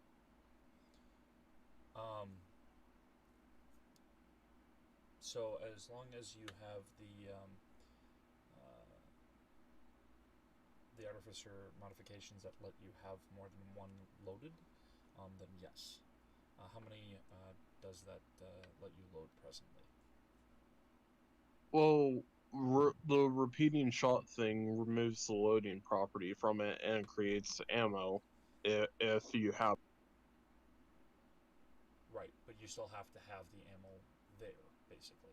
It's like basically slotting in a cartridge more or less instead of having just one thing. It's like having the quiver built into it, but you still have to have the number of bolts. Like if you have one bolt, you can't fire it twice with the one bolt. Oh no, it magically creates more bolts for it. Like it magically creates a piece of ammo. The piece of ammo just disappears after it hits or misses.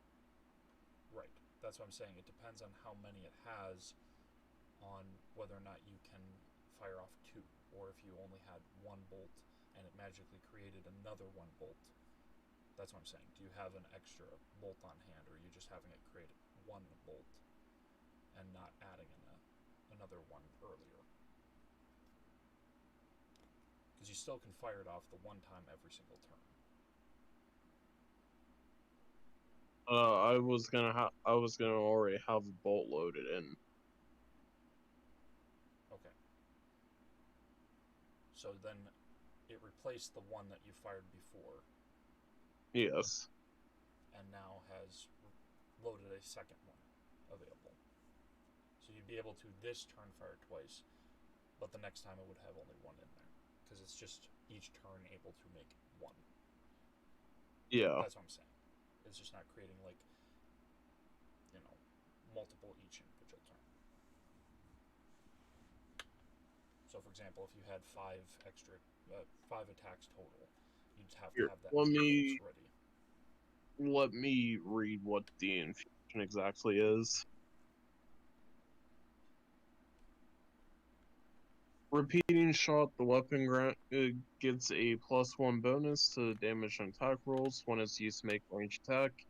It ignores the loading property if it has it. If you load no ammunition into it, it produces its own, automatically creating one piece of magic ammunition when you make a range attack.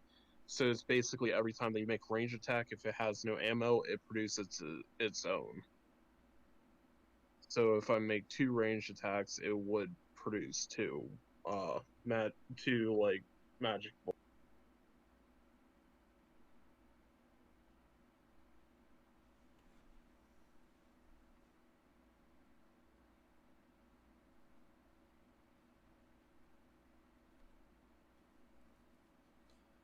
All right.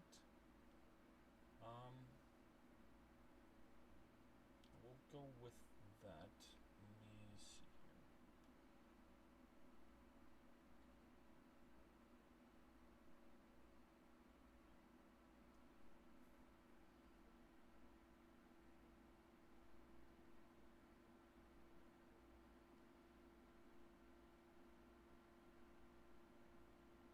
So yeah, that will work as long as it is not within 5 feet of it. So you can shoot the one that's still further away, but the one that's right up against you, you wouldn't be able to. I could back up 5 feet and then shoot it. Right. You would have to move far enough away to make it become ranged again. How far behind me is the other person? Finnick, did you? You only I backed up 5 jumped feet. back about 5 feet behind him. All right, so yeah, 5 feet behind. You could move That's to the cool. sides, but Well, I'm just gonna back up 5 feet to be about where Fennec is standing, and then, of course, fire off both.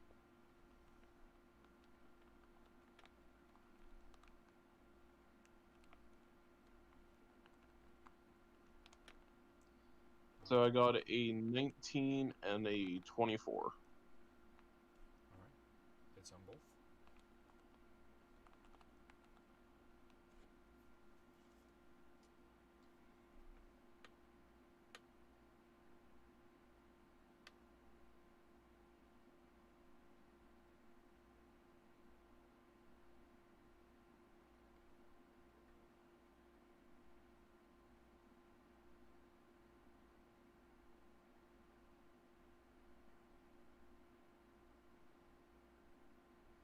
So 24 on the first shot.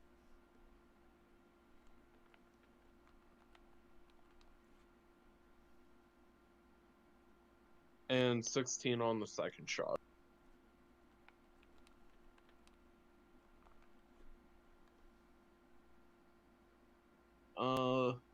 In addition to that, I'm gonna use my third arm.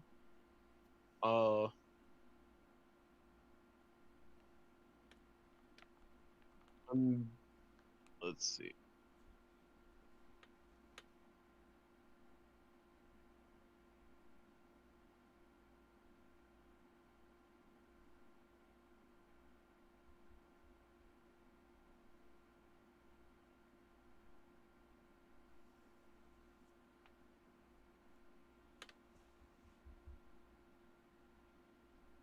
One second, I'm trying to find the bonus limb section, additional limb.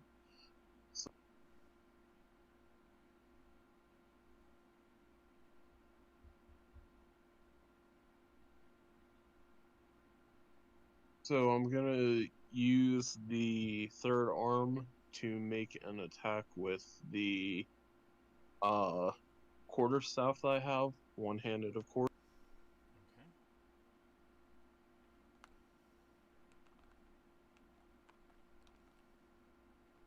That is a 26. That hits.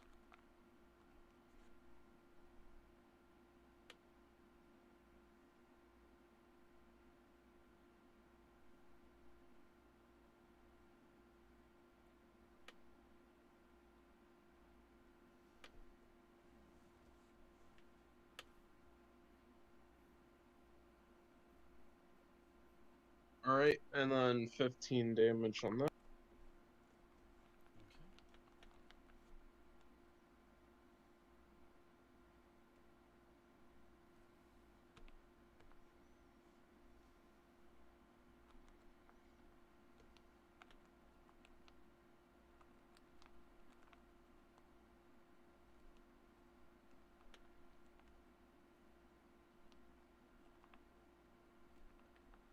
Oh wait, and it's below its maximum hit points.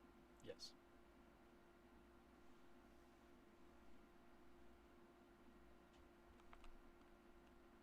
Thanks to Colossus Slayer, I get an extra D8 on damage.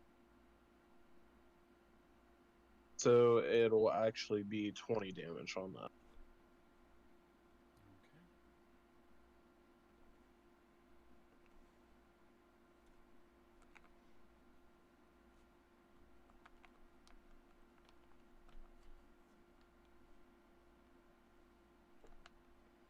Alright. As you hit it multiple times, it starts oozing out a dark red, sappy fluid from some of its pores, and the fungal flesh starts turning more red.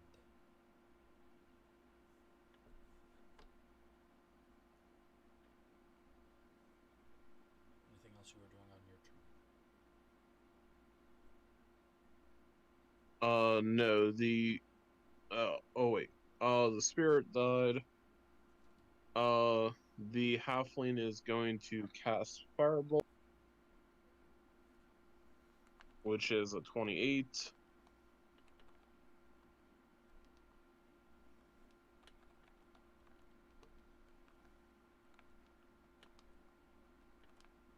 Uh, 21 on damage on that. And as a bonus action, he will have the Eldritch Cannon spew flames. So the creature has to succeed on a dex save of 19 or take 3d8 damage, half if it succeeds.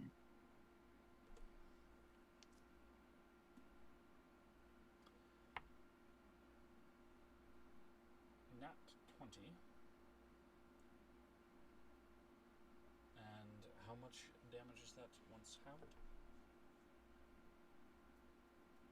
Halved is 8.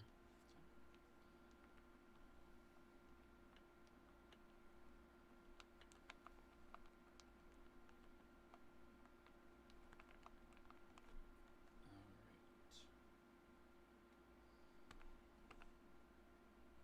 This ooze just spreads across its surface, and even the flames that start flicking at it start just being snuffed out, and there's just this smoldering for a second before it subsides.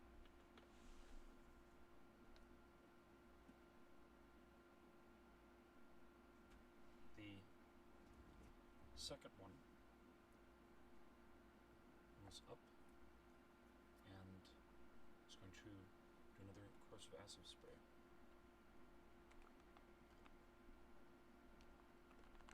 So another con save from the three of them.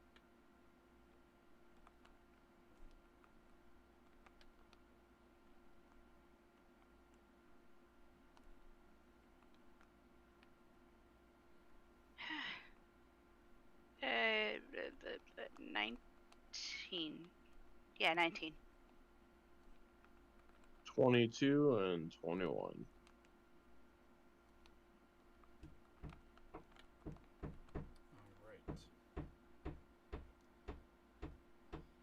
Lovely.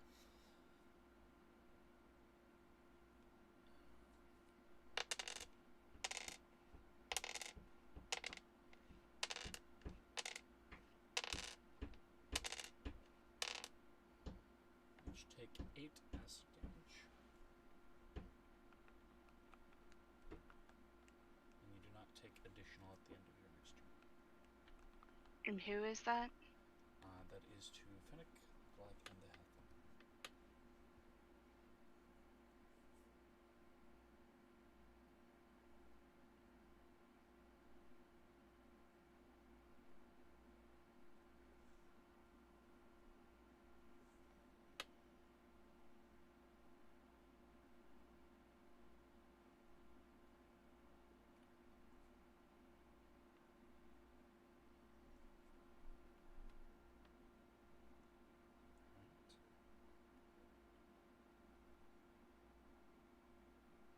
There is a little puff that comes up from the first one that is covered in some of this red, sappy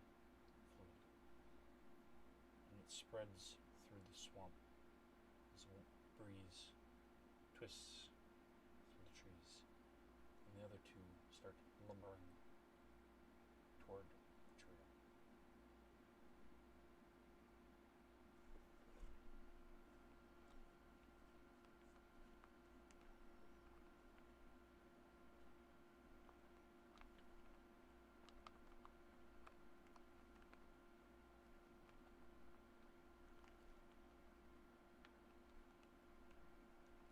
So did that one die then? Is that what that happened?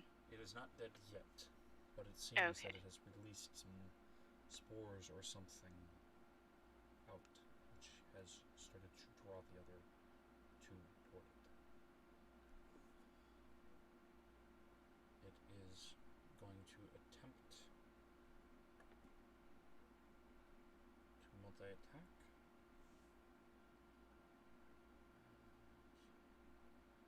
We'll go for the Goliath.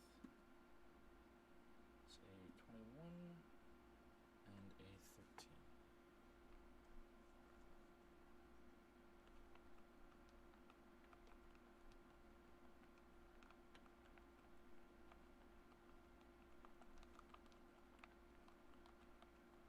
And who was it trying to attack? The Goliath.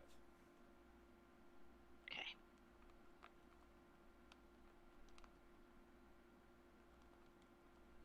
So does the 21 hit the Leviathan?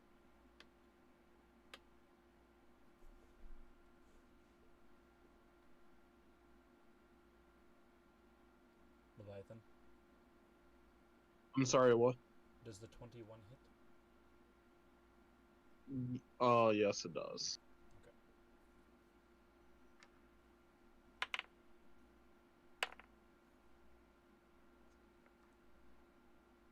So that is a 24 slashing damage.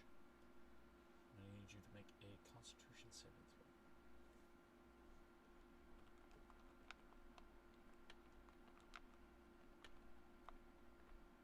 18.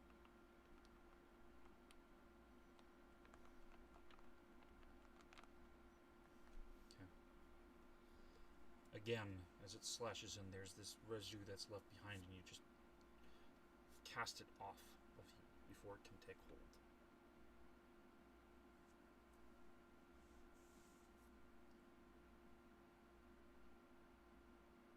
I would like the 3 to make a perception check.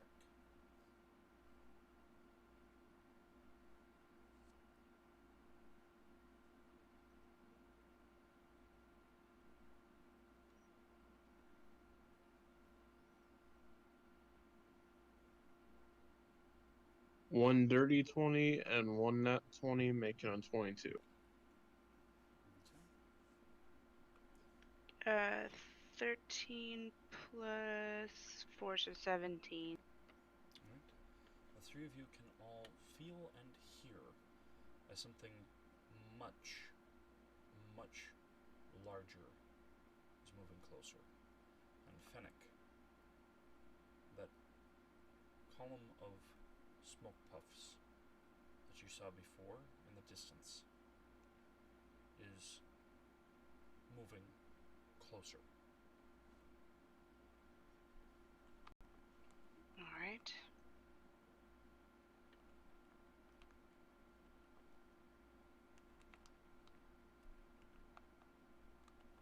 Can I cast Mass Cure Wounds again?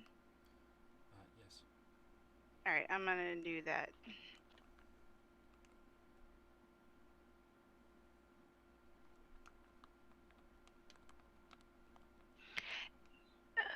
And how far can we back up without getting disadvantage? 10 feet? It's 5 feet without taking an attack of opportunity. Okay. Then after I cast, I'm going to back up 5 feet. How much do we heal him? That is 3d8 plus 4.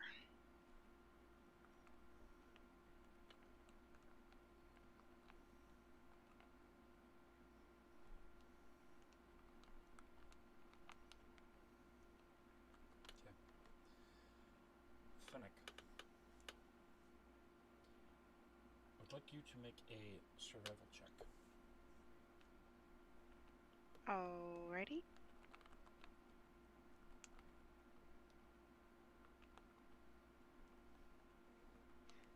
That's a 19 plus 4, so 23.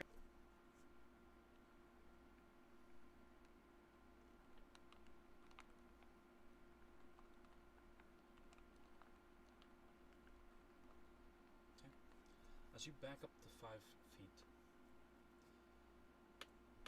you feel this sense of disorientation for just a brief moment before realizing you're now 3 feet further to the left of where you were, yet still on the edge of the Wandering Woods.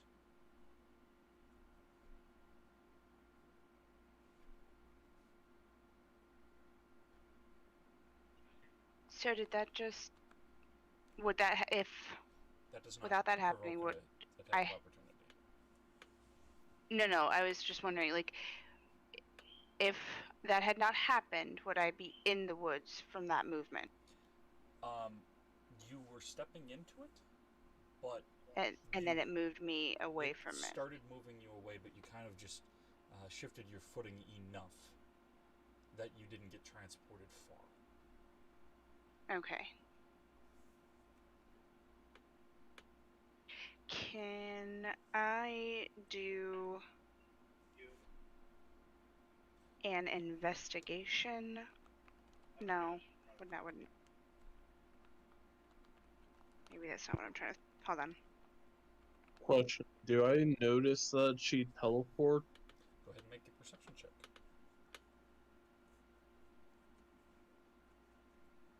Not 20. Yes, you did notice it. Now, did it move? When it moved me, did it move us closer to them? You are closer toward the large pounding, the approaching form. But you move basically just as if somebody MC hammered slide to the left, except you didn't move through the space so much as you just were there and then suddenly you're 3 feet over. Okay, so can I do a perception check to see if I noticed that would, if I'd gone further and if it would have pushed us further away from it or towards that big thing that's coming at us? I would say go ahead and make a Arcana check or a survival check rather than a perception check. Let's do survival check.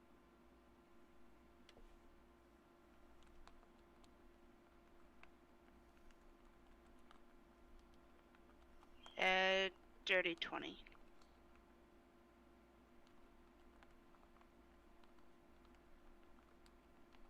Alright.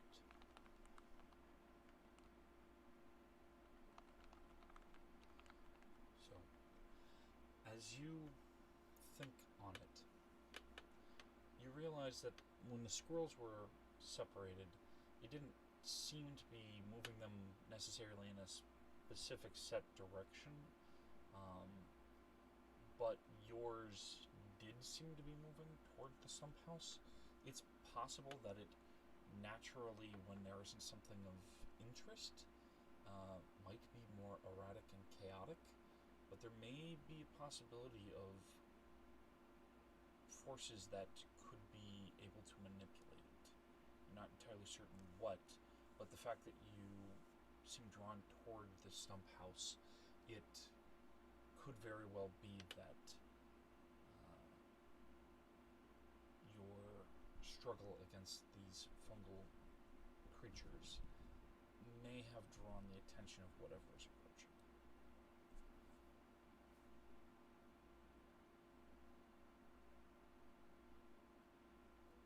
What? Do I have an action left? I forget. You used mass healing word, correct? Yeah.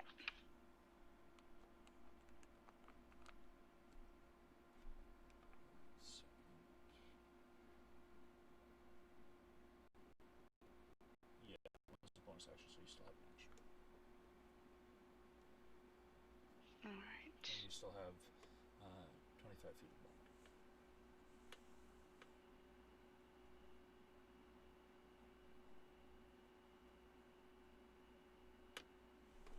Now, is the hut more towards the side of us or behind us? So, like, if I were to suggest going towards that, would that incur the advantage attack?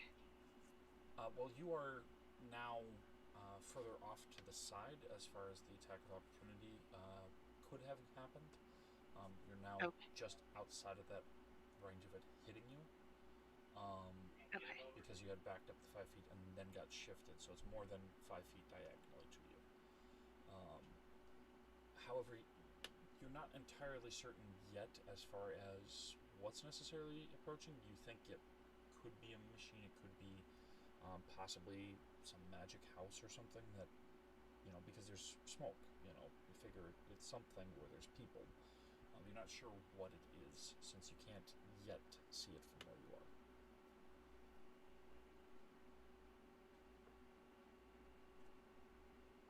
Oh, that's right. I still have the gray bag in my hand. I am going to reach in and pull out a fuzzy object and throw it.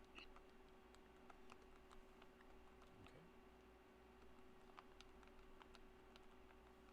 And are you just tossing it at one of these things, or on the ground near one? What are you choosing for? Yeah, on the ground near one.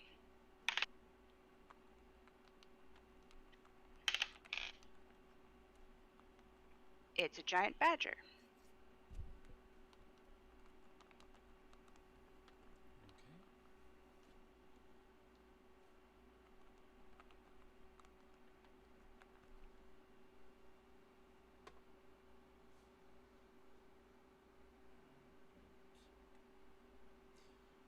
So, this giant badger appearing out of nowhere is around it. It has a +3 to hit on either its bite or its claws. It does a multi-attack with one of each. Let's see. It's a 14 to hit and an 8 to hit. Unfortunately, it does not hit, though it is swiping at the first mushroom thing.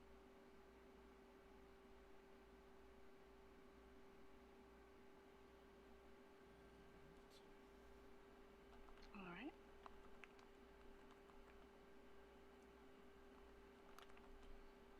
Alright, and Leviathan. Yes.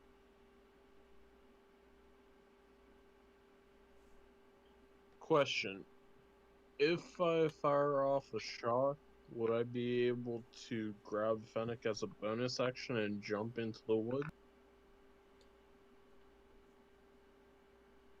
If Fennec does not struggle, That sounds so weird already. it would be an action to grab them, but you could use action surge on that.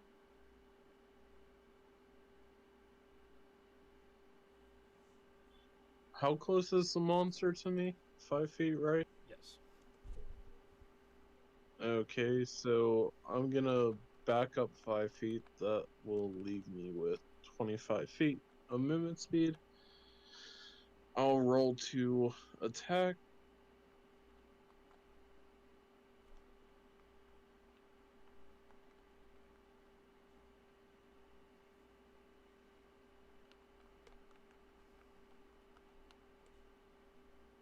Okay, so I got 26 and 21. Both hit.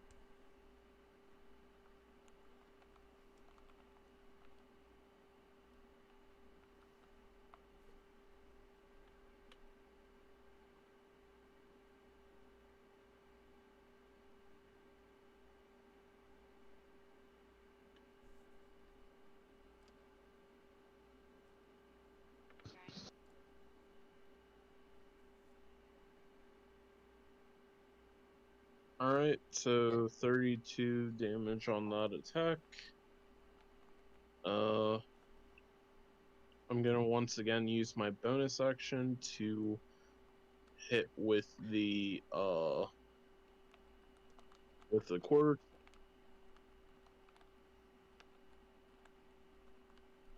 Okay. That's a 30. That hits.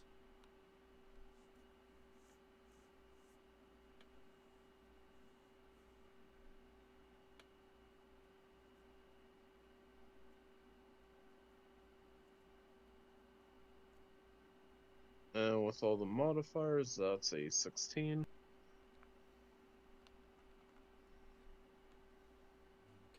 Okay. And I'm gonna use Action Surge to grab Fennec and jump into the Wandering Woods with all three of us in tow.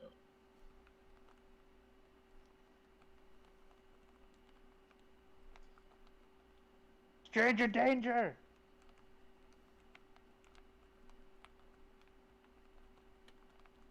All right. Fire! Fire! Oh, and as soon as we get 25 feet away, the halfling is going to detonate the Eldritch Cannon, which was left behind, which requires a Dex saving throw of 9. Okay. What was the radius of that? Was it just to hit one? 20 feet. 20 feet. So that would hit both of them. All right. It's a fireball. Okay. That's a 12 and a 6. Yeah, neither of those succeed. They both take 20 damage. 20 fire damage.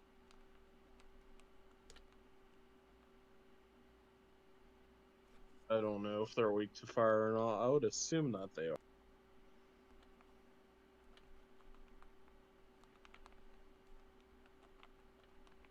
Know what happens when you assume. All right. The first one is burning up. There is just this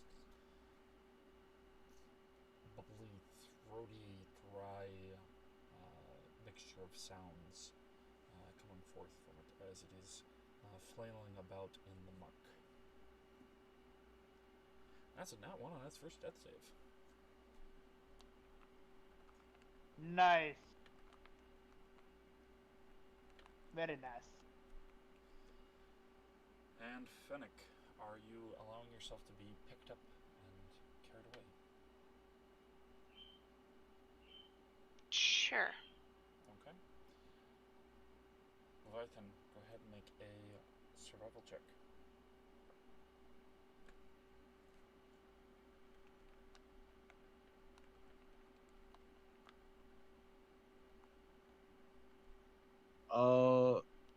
Is nature acceptable?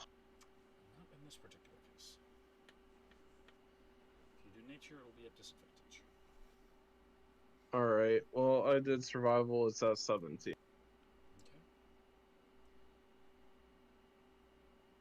As you step into the Wandering Woods, hours pass. Sounds of different things around you, different creatures scurrying around, slithering even up, and then darting back into the underbrush.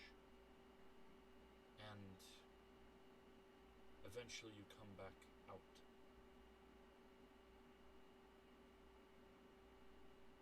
Closer toward the cliff facing that Fennec first passed. However, time has passed. It has gone dark, and there is no sign of these hulking fungal things. There is, however, what appears to be the stump of a redwood has been turned into some sort of walking, mobile house.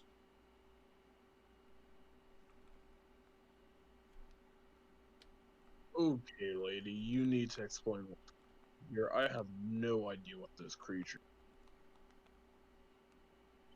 I don't know what you want me to explain.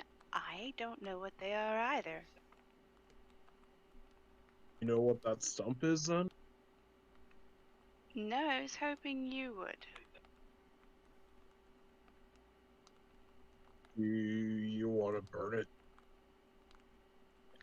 Yes. No?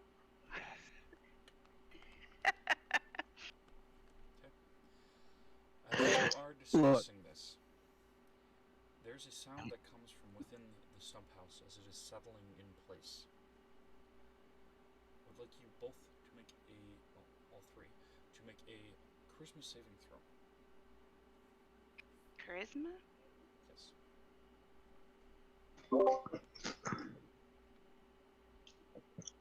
Levi, I was about to say, if you convinced her to set the house on fire, I was like, dude, this is gonna be the third character that dies.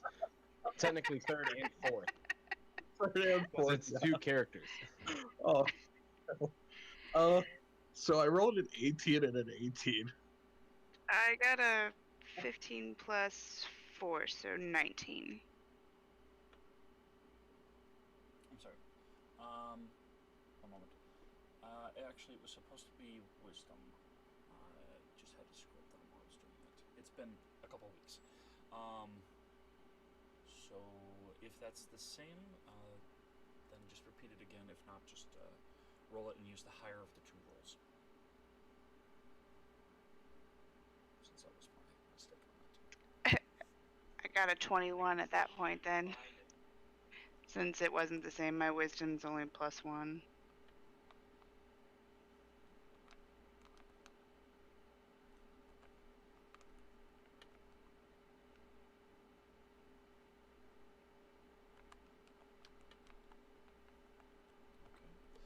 Leviathan?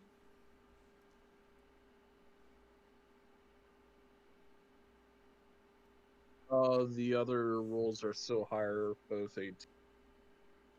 Say 18 and Oh, both of them are 18. both of them are 18. Okay. One of them was 16 plus 2, one of them was 15 plus. Alright.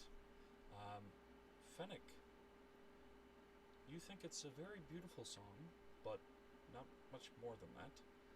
However, the Goliath that's holding you more or less stops inquiring temporarily about what you know about the Stump House or the fungus creatures or anything, and just starts carrying you right toward it.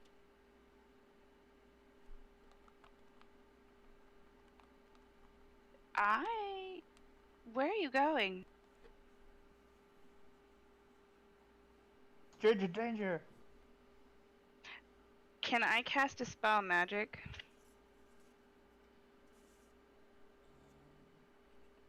One moment. And you may attempt to cast it either way. I'm just looking to double Okay. check. If you think that it is affected.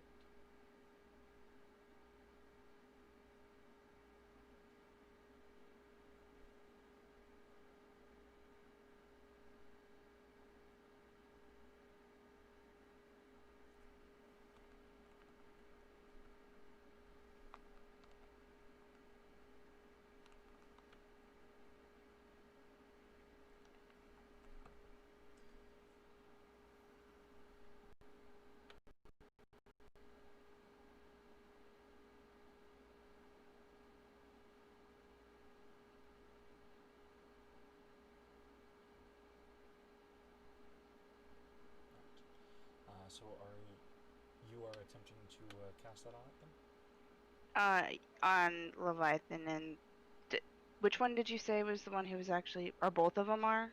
The Goliath and the Halfling both, yeah. Okay. Shit. Does that go to multiple?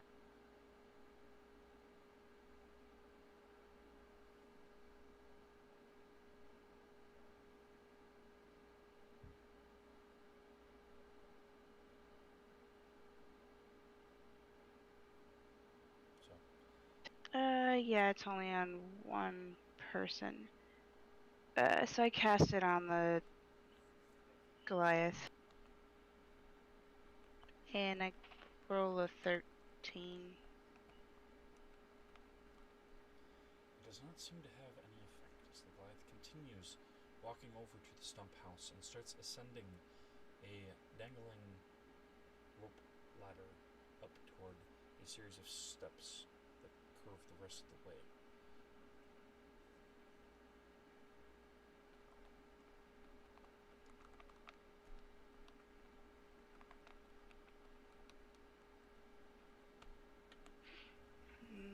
Can I do a perception check to see if I can tell what's causing them? I don't think that you need to necessarily do a perception check. You can definitely tell it's a song of some kind, somebody inside this Stump House that is singing. As soon as Question. the voice came forth is when he started reacting. Oh. Question. If one of my characters speaks Sylvan, can they understand what's being said?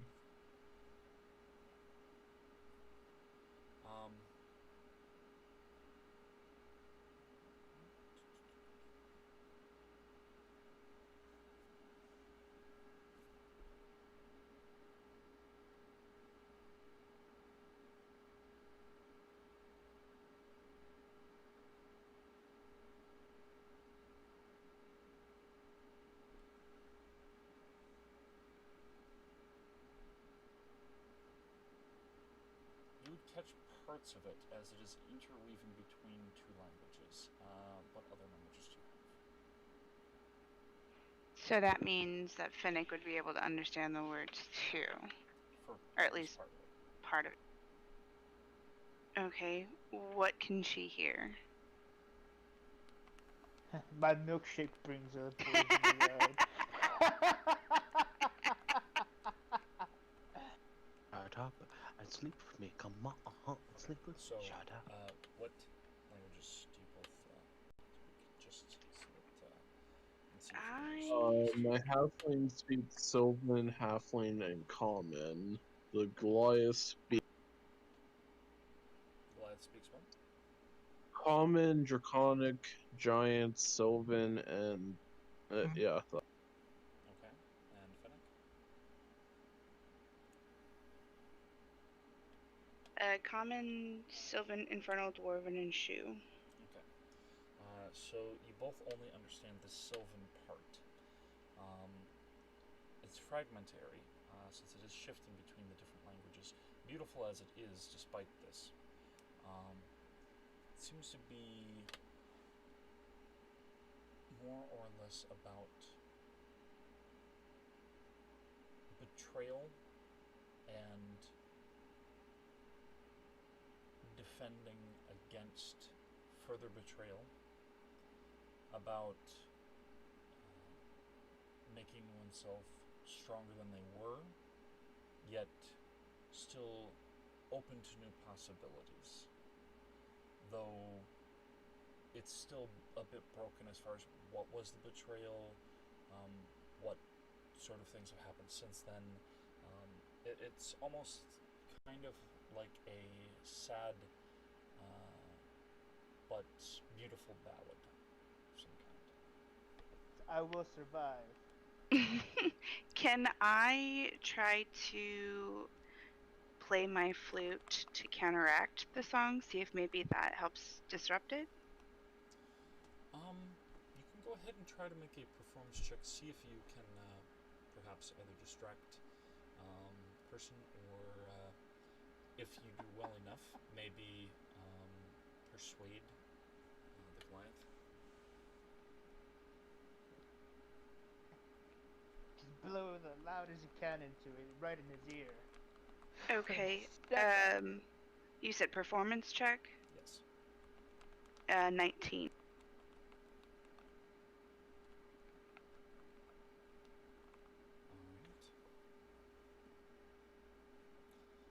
The song abruptly stops.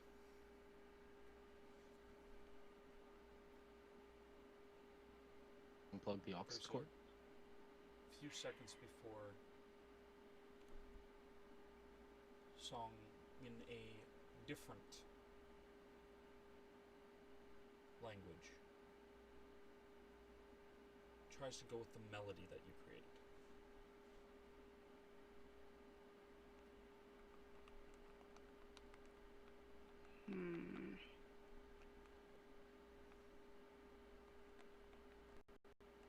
And what does that do? It does, however, allow the barbarian to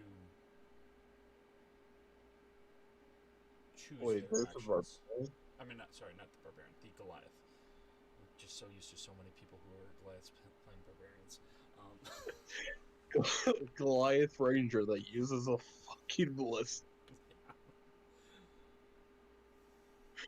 Okay, I'm gonna yell in Draconic, your singing sounds like... Because who really knows Draconic? Very few people. You're saying her singing sounds like what? Trash. Okay. Evi. No, don't actually, never mind. I'm gonna be like, where the fuck are we? Why am I climbing this? And drop down. Okay. So you were drawn by the song. To you at least, it just feels like it was really beautiful, and it just stopped. You don't realize that Fennec had some part in it stopping. Just it stopped.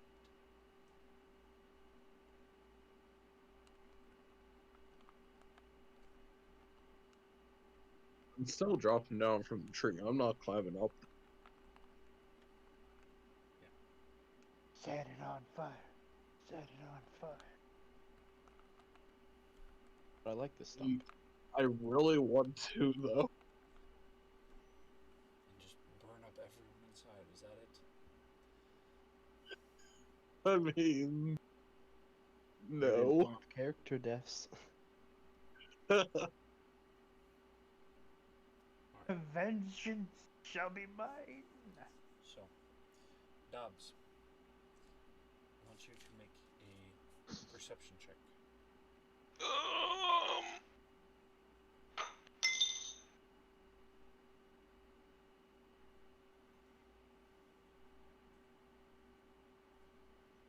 Meh.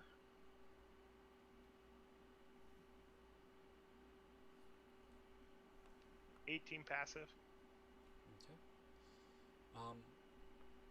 You did definitely hear as Lady Solernum had made her song, and did notice that there was some intrusion upon it that had some effect on her, pausing at least temporarily.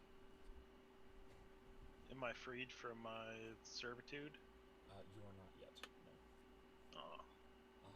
However, I mean, yay! I live for this girl. you do hear a rustling that I comes check from it the out. master bedroom. I check out the suspicious sound. Nobody shall harm my mistress. Did I mention how much I You're love even being talking charmed? like this. Dobbs finna bang. Hmm? Nothing. Dobbs is a sim. Lord of the Simps. Okay. Let's cast a simp into the fire. The door is presently locked.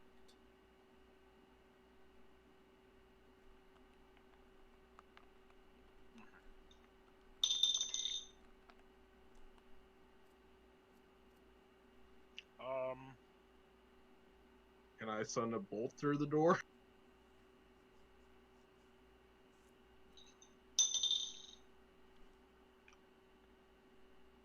$23. 23 what? To hit the door? 21 to pick it. To pick it. I decided not to bust down the door. I was about to say, since when did Dobbs pick doors? Okay. I got Since now, evidently. Since he came his mistress's door, of course he's going to. He's a simp. I rolled. I was going to be nice. You do see Lady Solarnum inside. She does not appear to have noticed that you have picked the door yet. She is in the midst of just spreading her arms, and the tree itself is sprouting out branches and leaves that are forming into attire for her bear form as she's risen up from the bed and is facing away from you. So she not look like she did before right now? She still looks very beautiful. She is just not wearing the dress that she had. So it's naked. Yes. She's naked. Present. The lady. Smash it. No. Stranger danger. It is your lady. You can become a bard anytime. So I observe. Okay. That's not creepy at all.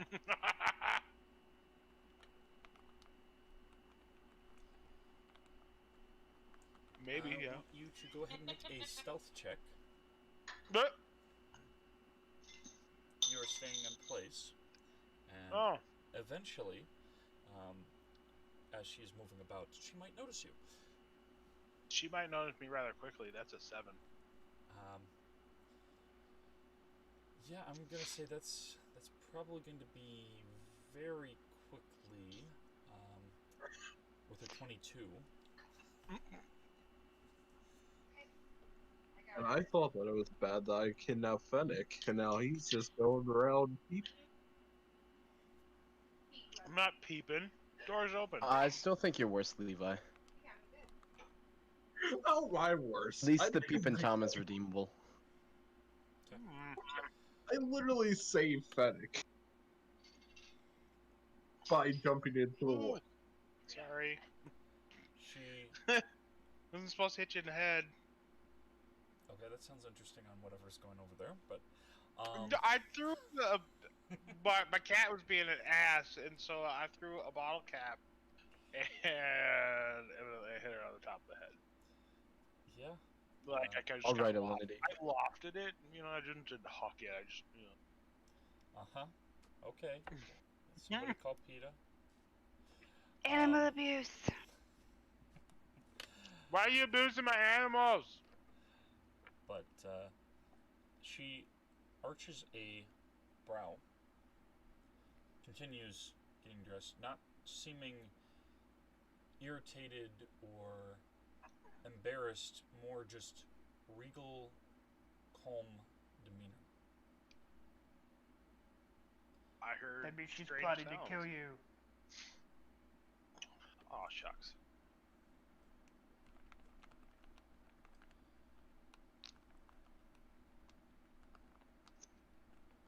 As she dresses and has not yet fully finished tightening the front part, but the Stump House branches are doing it for her. She moves over, just looking you in the eyes, brushes the backs of fingers with one hand against your cheek.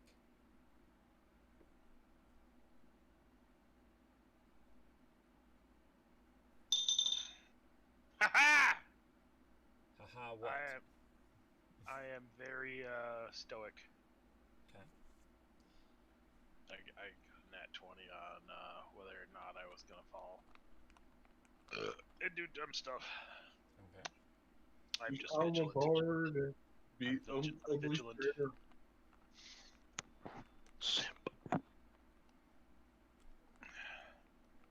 Shut up, she charmed me. I don't have a choice. Until the dice says you don't.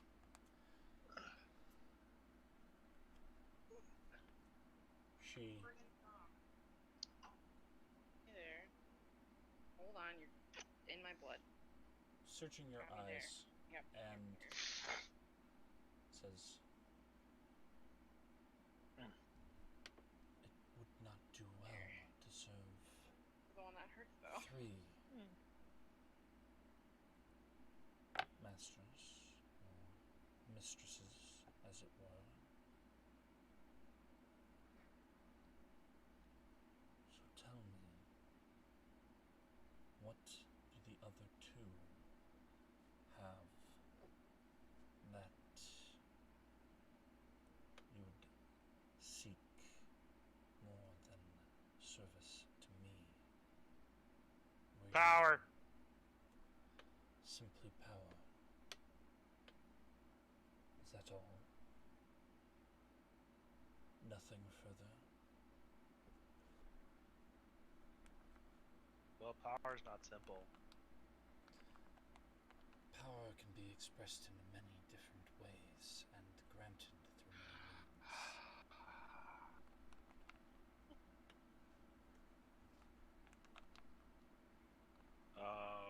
Yes. And they can grant most of them.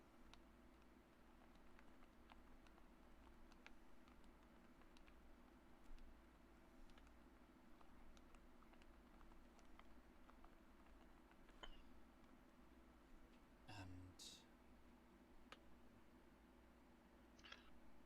power in this form, is it a matter of control of those beneath you, of Myself. magic yourself? Interesting.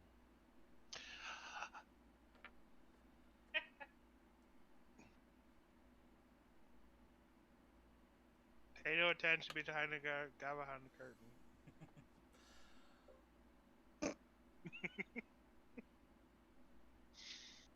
What if you could have the power of both and more, and in return, all you would have to pledge is... What? I can't hear you when you mumble. No, I'm not saying that in character. Micah, you said a little louder.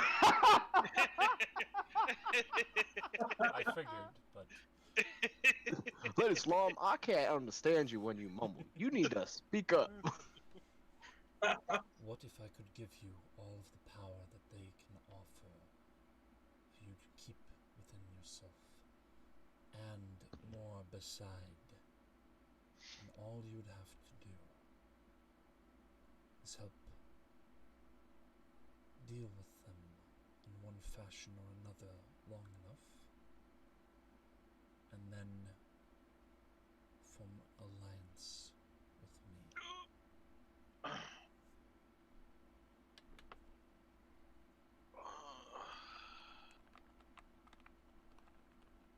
Well, that would be doable for the Heart of Darkness, but not.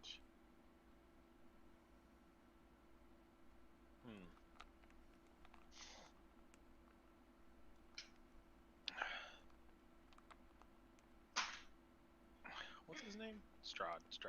I wanted to call him Zod.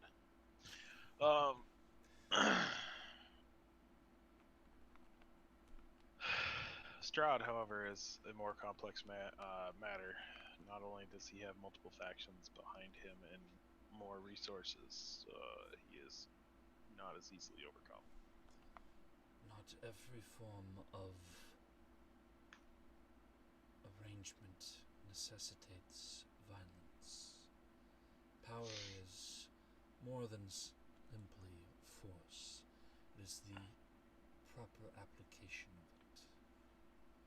And sometimes a gentler touch is all that's needed to sway it. Am I yours now, then?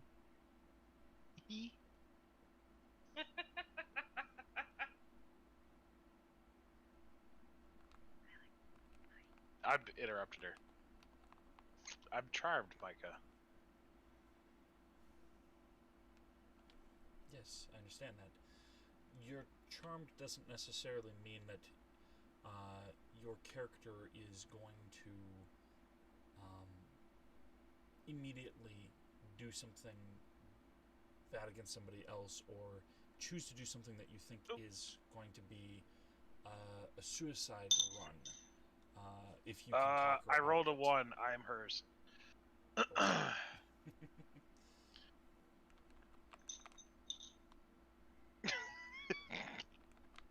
Okay.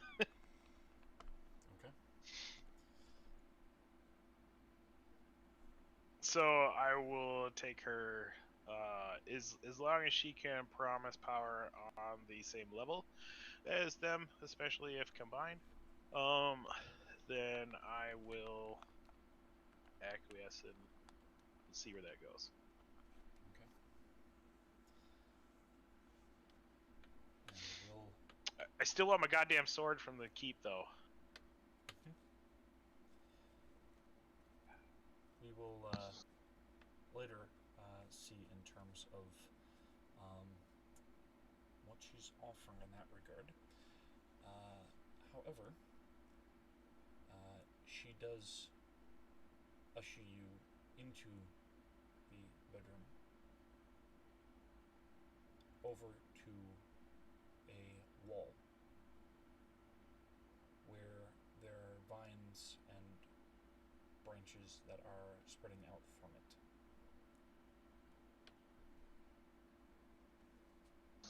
Okay. And they're wrapping around each other and forming into a shallow bowl.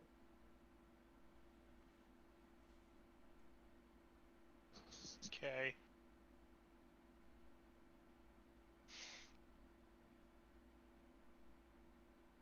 She pours some water into it, gestures for you to submerge your hands into it. After, she offers a knife for you to make a small cut. Okay. She cuts and drops a few drops of her blood into it. There's a pulse as near that cut there's a bit of black and green that settles into the wound. Okay.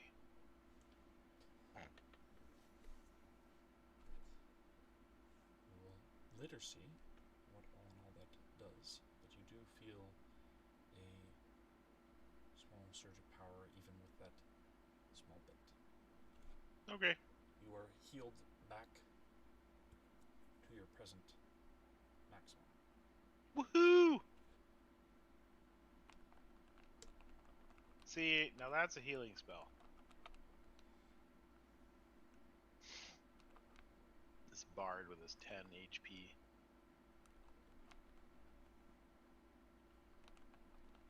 He's doing the best that he can. Get that right, Meryl. Say that one more time. He said this bard with his 10 HP. I said that you're doing your best. Hey, Unfortunately, it's not enough. I mean, She just gave me like 76. What do you want from me? I short rested and used up a bunch of my die to get halfway up. She got me the other half. just remember, Levi. Third and fourth character deaths coming soon. we are not dying this time. I don't know. It sounded like you're trying real hard. I mean, jokingly, yes, I'm trying, but really, no. I don't want them to die this. Please, Micah, no. Please have mercy on my.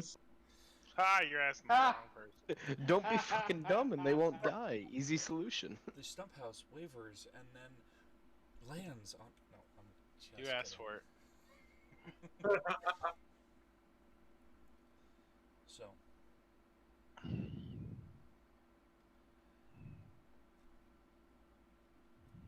after this is done,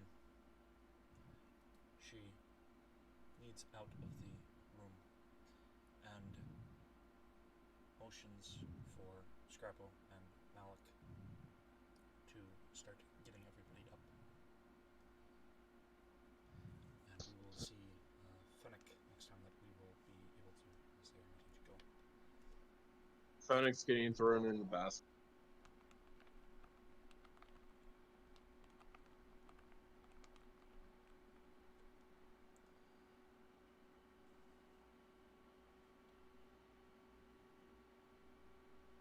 Alright, thanks guys, sorry. It happens. Good luck. Let me know what happens. If Alert. Levi's characters die. No, don't kill Fennec. Levi's I'll try. characters are perfectly fine, just not.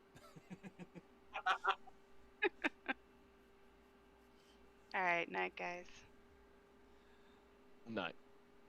Alright. And then who's going to play Toss the Fennec? Just kidding.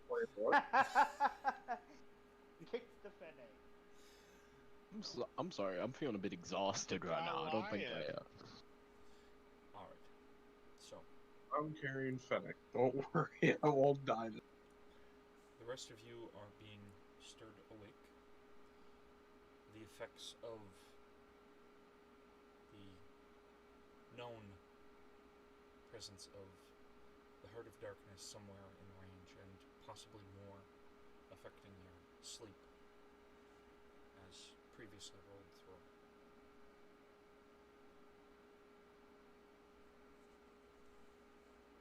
And it is a new day.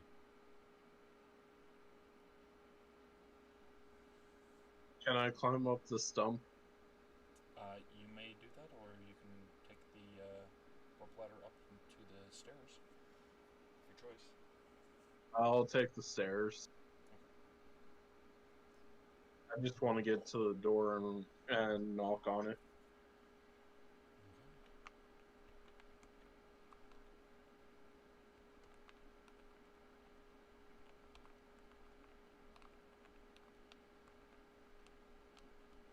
Alright. You knock on the door. There's a bit of pause for a moment. Hear a little bit of rattling. And then a bit of other rattling as the door knob slowly turns. And you're looking at being made of metal and wood with a bulbous fungus head. Oh god, it's Scrappo. I'll say, are you okay?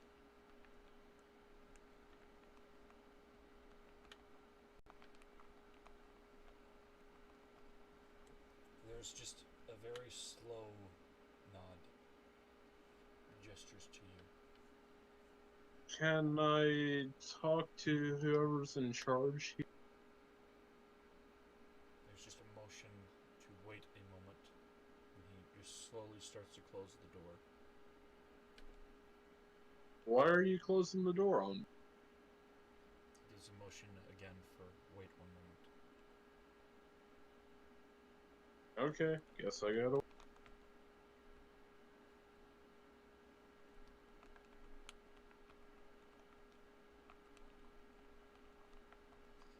Goes and gets Lady Solernum as the others are still stirring and waking up.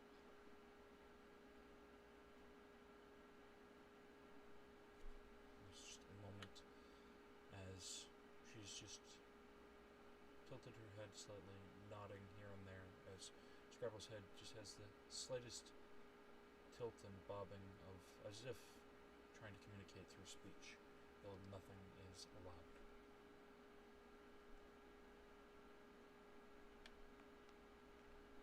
Can I cup my hand and start drawing random symbols?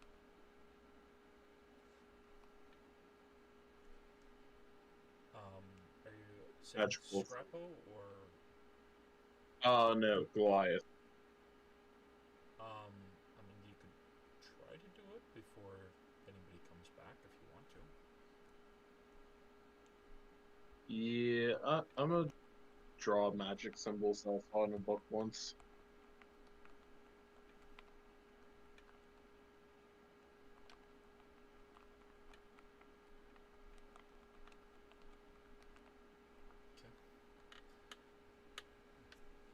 starts heading toward the door and pauses for a moment.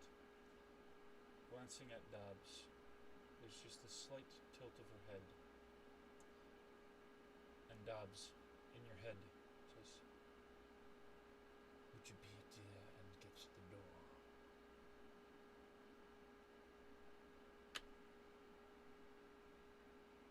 I didn't even hear what you.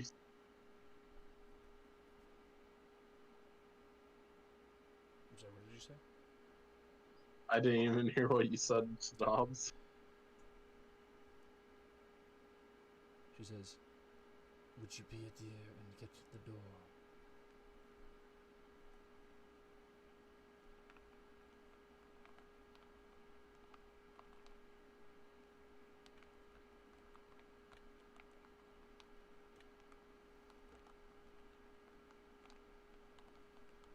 Is Dobbs still here? Yes, in the chat list. Might be a bit late and asleep.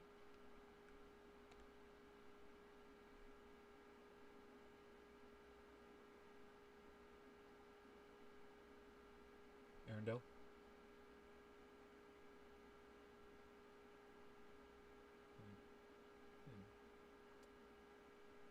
Alright. Well, I suppose they are still asleep. He's so influenced by the power that he's just completely out of it right now. Evidently. So, yeah. She's not going to telepathically communicate, but she is going to look at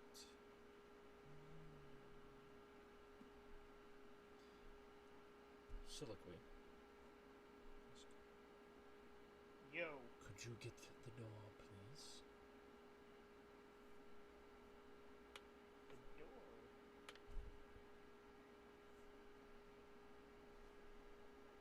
Which door?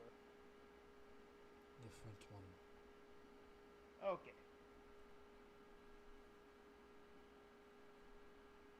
And Soliloquy will go over there to the front door and rip it off its hinges and give it to the lady.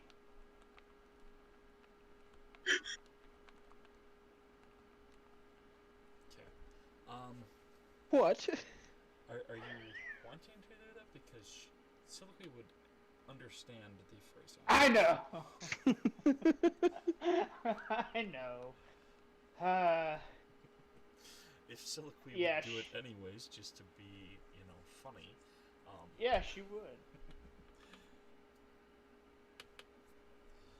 There is just this furrow of the brows. I see. She glances over at the Goliath there, who now just sees the door ripped. Is Oh, everybody hey! okay in this You're house? not. I'm sorry, Leviathan. There was a little noise when you said that. You want to try it again? Is everything okay in this house? You seem to have a few, Shoes. how should I say, interesting characters around here, including the person I just ripped off. I'm assuming the door being ripped off was probably a loud noise, right? Yes, I will say that everybody who's even groggy or in a different room definitely did hear it. No perception check needed. Darwin would just poke his head in from like the other room, just like kind of sticking on the door, like, "Boy, keep it down out there. Some of us are still waking up." Oh, finally a sensible man. Though, kind of late for you to still say that's sleepy.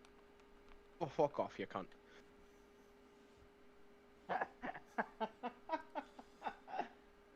So, who's the one that's in charge here?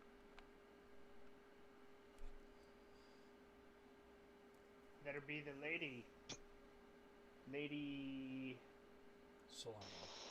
There's just a Solana. Solernum, a slight raise of the brow on her face, like the rest of these rabble versus her dressed fairly elegantly. Well, I'm sorry that you have to deal with these, how should I say, intriguing people. However, I would like to have a talk with you, ladies, looks like.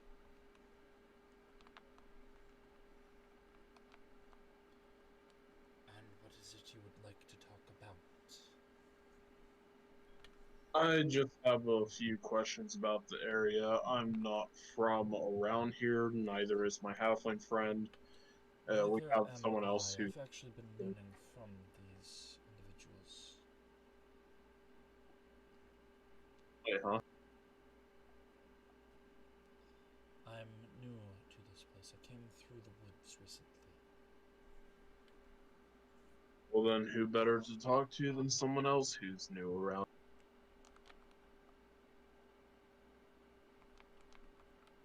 Are you still holding Fennec? Yes, Fennec is in the basket. Right. Yeah, the Half. Goliath has a basket, and there's basically a halfling and a kitsune that have been shoved into it. The halfling is short. The kitsune is like, as he's standing outside in the doorway, it's like, even crouched down, her head would bonk the doorframe if he doesn't also duck.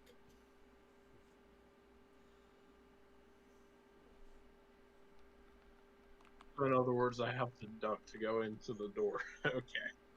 Well, you would just fit underneath it, but because of the basket and her, she's not like super tiny, unlike the halfling.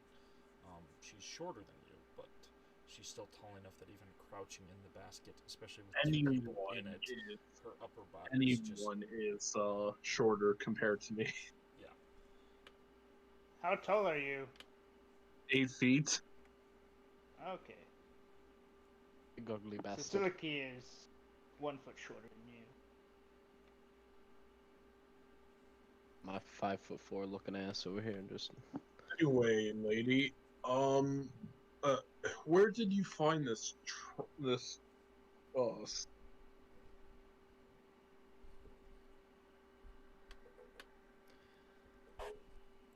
The owner of it, Malik, has graciously allowed myself and several others to stay here for a while. She gestures, and you can see standing over near another door, presumably leads to the other end of the Stump House where there's a balcony you saw. Am I able to roll investigation and try and figure out what she is? One moment before that. You can definitely see that this figure looks as though he is definitely undead of some kind, though you do not recognize what.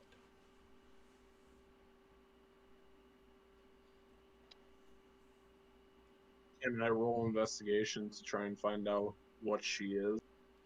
I will say investigation at disadvantage or arcana. Oh, arcana is +2 and investigation is +7, so I'm going with a disadvantage. Okay. So 19 is the lowest.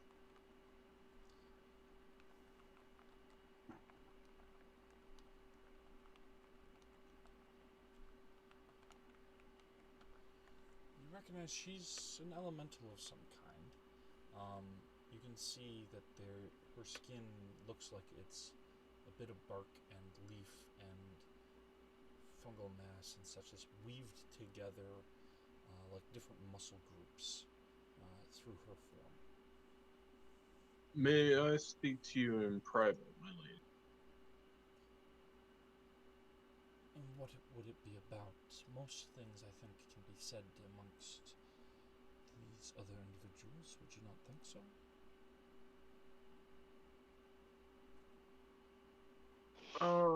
I would not say that everything could.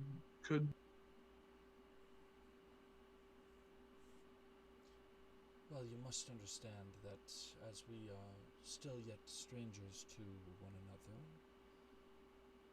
it would be most negligent if I were simply to alone enter into discourse of some kind with you without knowing full well that I can trust you from past interactions or introductions from someone else whose opinions I trust. Would a single individual present be at least acceptable as just safeguarding?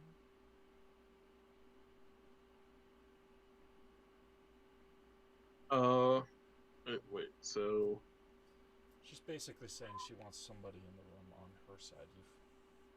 you can bring whoever you trust most. No one else. Still's gonna be raising her hand. Oh, pick me! Pick me! Darwin's obviously gonna be chosen, because he's the nicest guy here. Or maybe it's gonna be Dobbs because he's the one that's completely under her control. He's a complete and utter simp.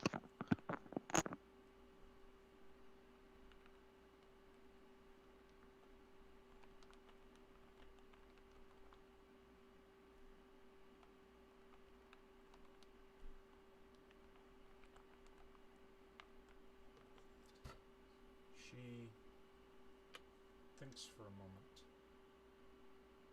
looking about. She glances at Silky, who's raising her hand.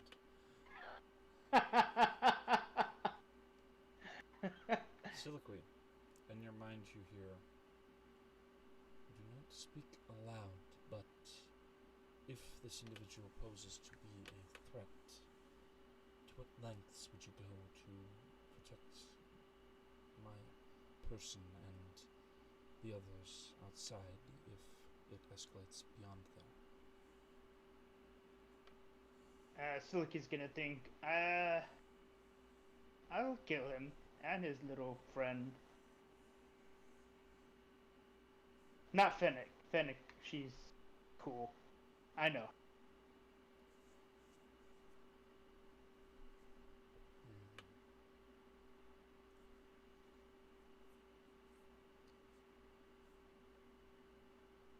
And if it was necessary to kill them in defense, to what lengths would you go if, say, someone were to swear vengeance against me for your defense of myself?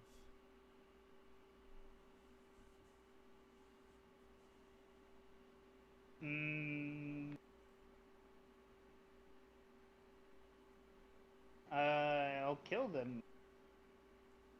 And if they send many, endlessly? Sounds like a target-rich environment. You are a curious one.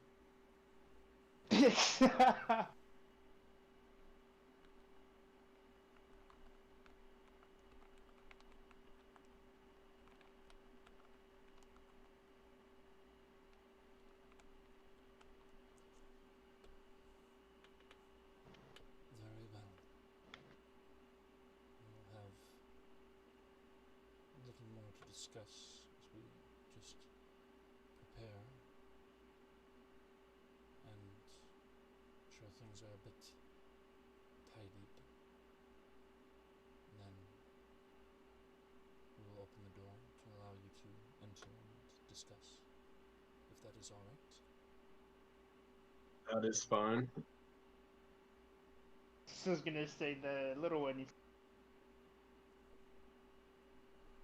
The little one is what? The little one doesn't go inside. The little one stays with me at all times.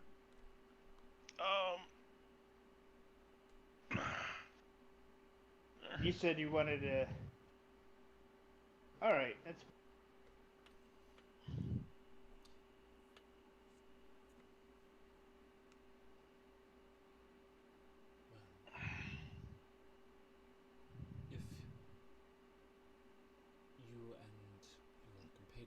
both entering, then would you mind too? As it is, if it's me and my friend, it will be you and yours. I would say those are even numbers. True, My friend but you here are does quite combat. evidently extraordinarily muscular and tall, and carrying around a very large weapon, whereas I am clearly not dressed for battle.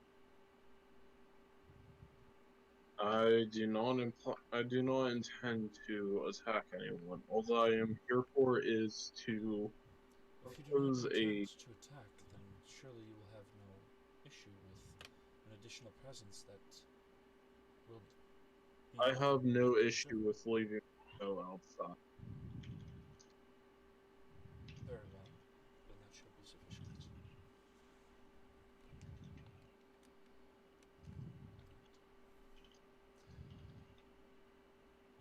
So, Then we go inside. as she said, they are going to prep the room first, just to pick things up, as she said. Okay.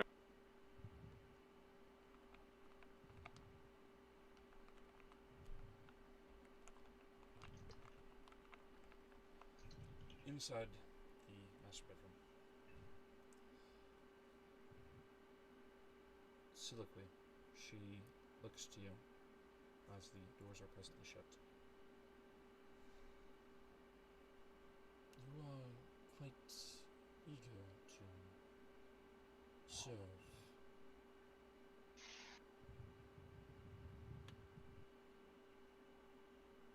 I must wonder at your intents, your purpose, and such.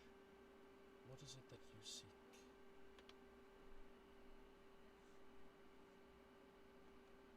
Oh, you said I could kill people, and I like killing.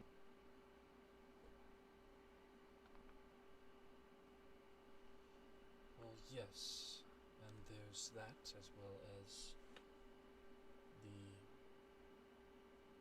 possibility of other things, but you're solely in it for the sake of the slaughter.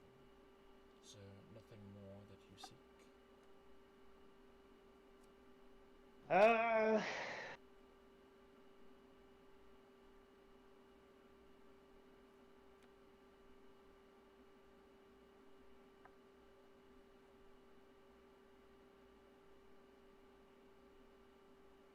I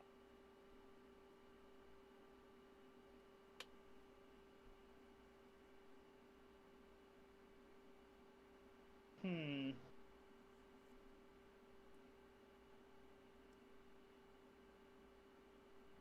I don't want to be in this place,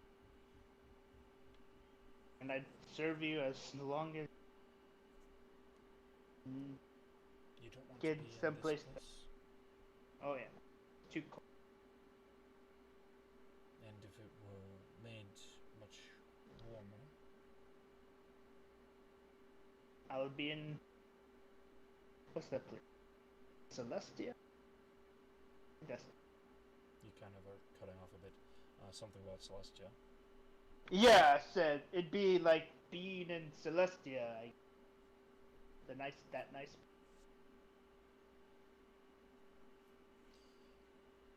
So you want a place warmer and a place where you can slaughter to your content? If it were... And Yes?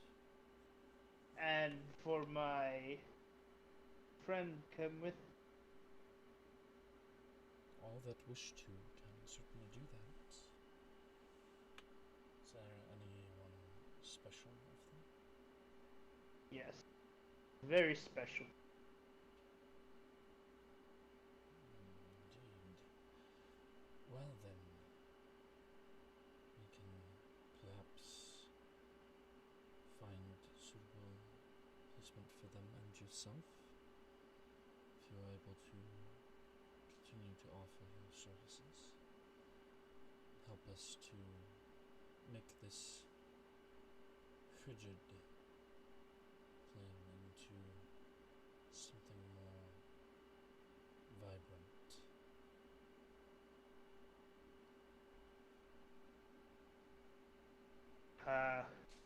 Okay.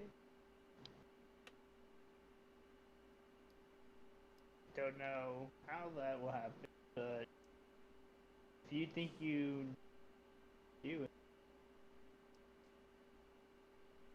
I have my do it. ways, but if you are willing to swear service, she gestures at the knife and bowl that is still over, though the water has drained out and is filling up again.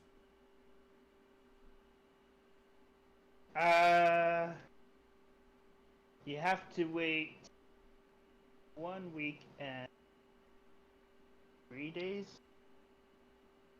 I will not force you to leave any contract, but this would be preemptive for them. Yes. After Count's wedding, that's when contract. Oh, believe me, I would not want to interrupt such union unless there was something even more wonderful I could bestow.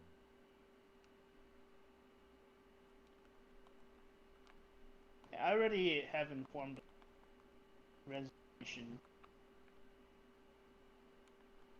so it's just proper etiquette to wait 2 weeks after giving the notice. Plus, he kind of has my soul that bad. Yes, well, as I said, I would not require you to interrupt your service there until afterward, but would you make such an alliance with me? Absolutely. She gestures to the bowl and knife again.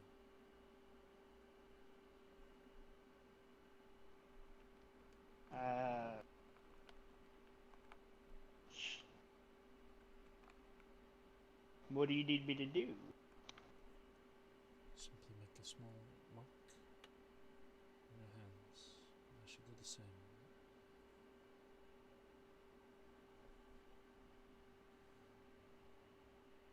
Alright, so she'll take the knife and, like, on the palm of her hand, back of my hand. Where do you want me to put the mark? Wherever you choose.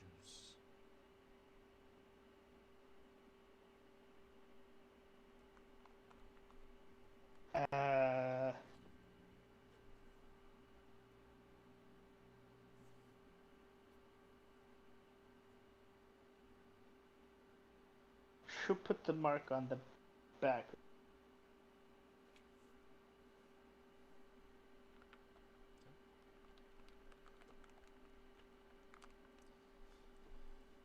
And she has your hand go into the water.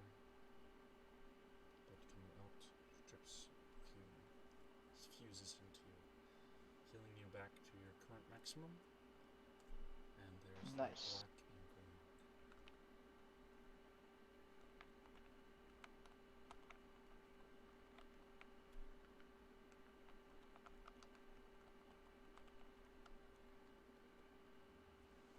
Alright. As they are discussing this, Kale and Darwin, you are in the living room, or at least with the door open next to it. Reardon and Goliath are out there. Dodge is stoically standing at the ready, but not interrupting.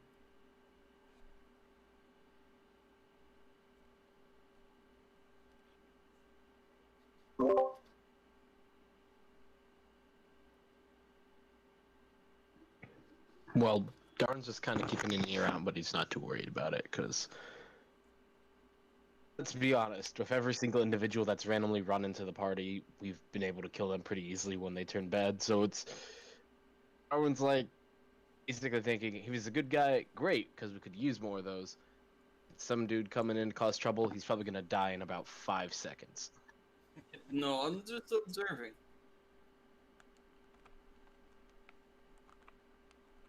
Yeah, Darwin would be more just so relaxed and double checking, make sure that, what you call it? He has all his stuff on him and essentially that, he didn't accidentally leave anything lying around.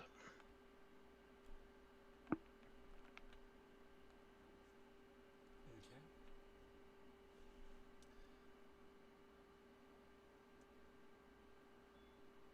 Speaking of, as you are there, the liney has stirred.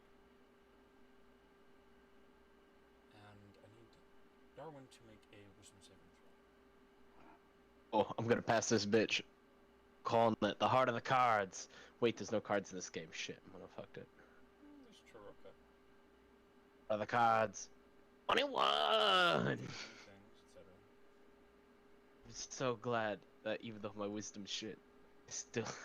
Okay, yep, 21 for wisdom. Okay. Her guise is not the sort that most would want to see waking up near them. But yet,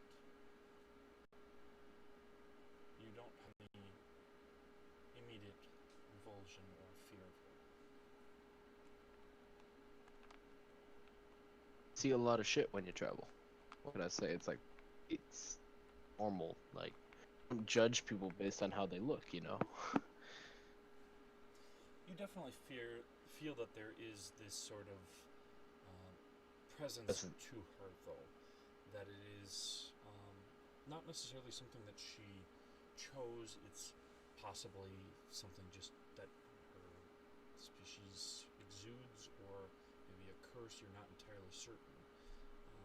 But there definitely does seem to be that kind of back of the nape, hair slightly rising, but able to just tamp down the instinct.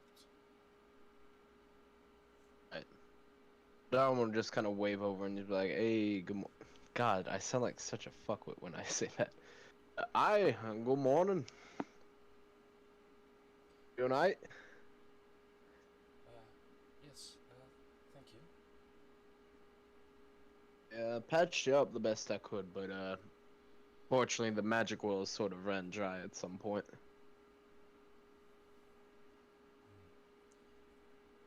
Well, I'm certain that lady can help with the rest when it's convenient.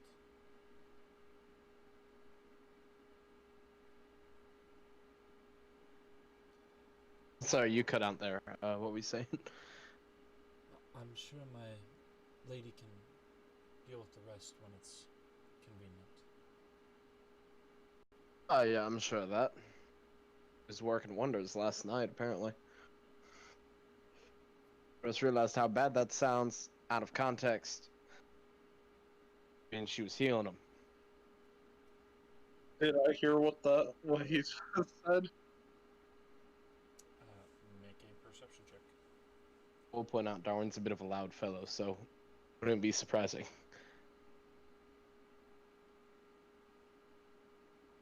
Maybe not loud, but he has very distinct sound.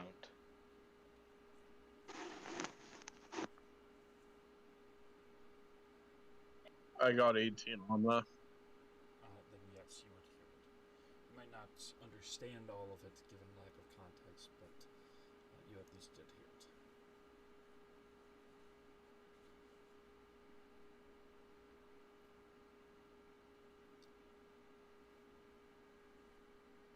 But UVI, is Goliath doing anything hearing that, or am I good to just keep going?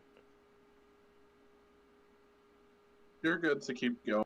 Okay, I didn't know if you were just wanting to see if your character knew or not, or if you were planning on doing something with it. Okay. Arwen would kind of double check that you got everything, and then kind of look over and kind of ask, "Hey, so by the way, I mean to ask, that whole aura thing you got, is that like a species thing, or is that like a curse thing?" I was raised by people in Jerusalem's family plane, but I don't entirely know. I don't know if I just came into being there or was born or what. It's a bit of a blur. I'll say it's a bit of an interesting thing, ain't it? I mean, if it is a curse, it's kind of a weird double-sided thing, you know? It's like, because it's also useful. Say you're in a bad alley and you got a bunch of strangers around you and you don't like any of them. Boom, out they go, you know? I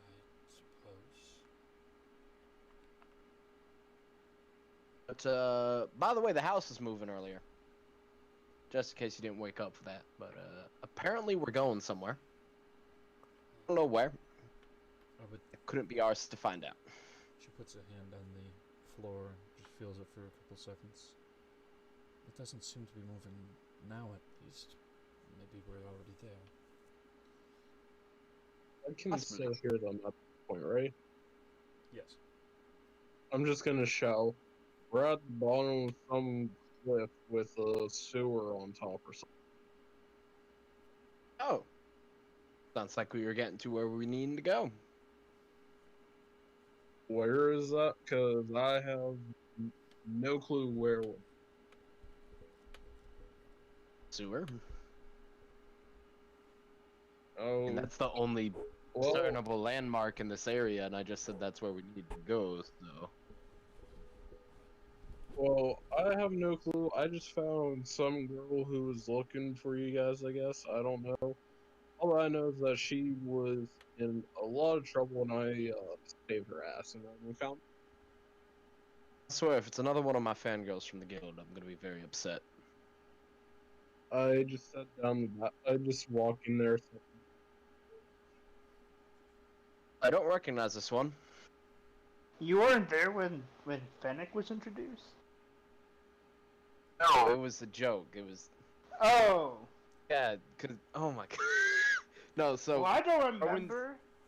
No, so Darwin's thing is that from where he comes from, he's kind of like local celebrity. Well, maybe a bit more than a local celebrity, but he's good with music, good with talking with people, and earned him like the little nickname of the King of Heart and Soul type deal.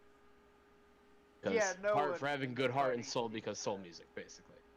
And so that was kind of like the running joke is him having fangirls. I'm sure since Fennec is also a bard, she would take offense to Probably. that. She'd probably Darwin's not ask the a bit smartest about of words. why you would have fangirls, just looking you over a bit, having, recently run from everything that was happening earlier. It's a bit of a long story. Just She's not looking much better though. She tripped and fell in the muck. well, it's a bit of a long story. It's coming out here to visit Count Strahd for his wedding. I did some art deals back for him back in the day. Oh, that makes me sound old, doesn't it? You're a dwarf. No, that's the joke. How old are you? Old enough. How old are you?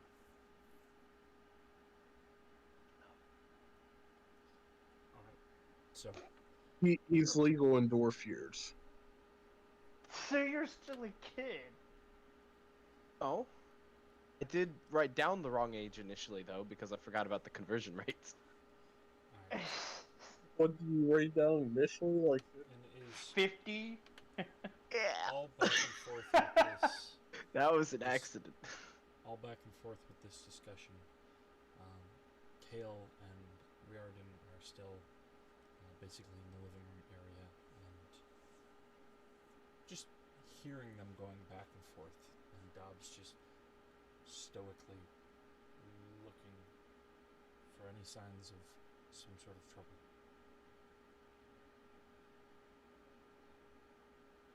Is there anything that either of you would want your characters to do? I'm gonna take Fennec out of somewhere and put the basket back on.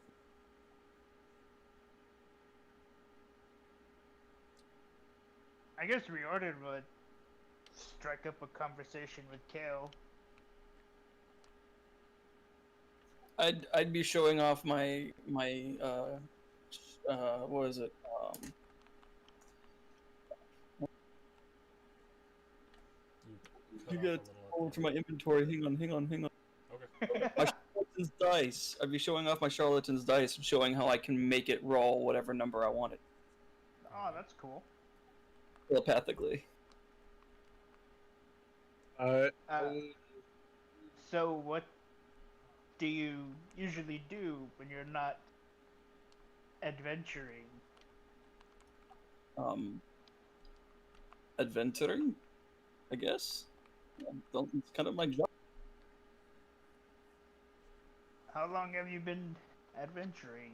Oh boy, I want to say 17 years, something like that. It's been a long time since I left the order. And how old are you, if you do not mind me asking? Oh, I am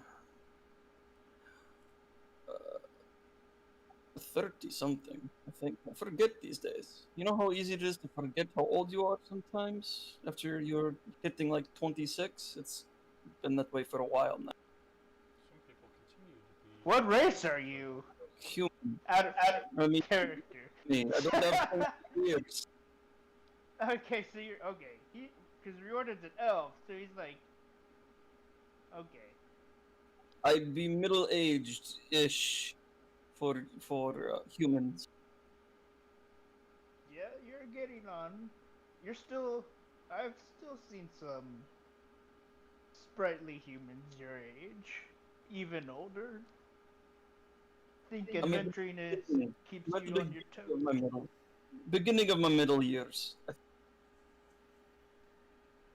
And what order did you belong to? They were blood hunters. Not a Sounds- well-known sect.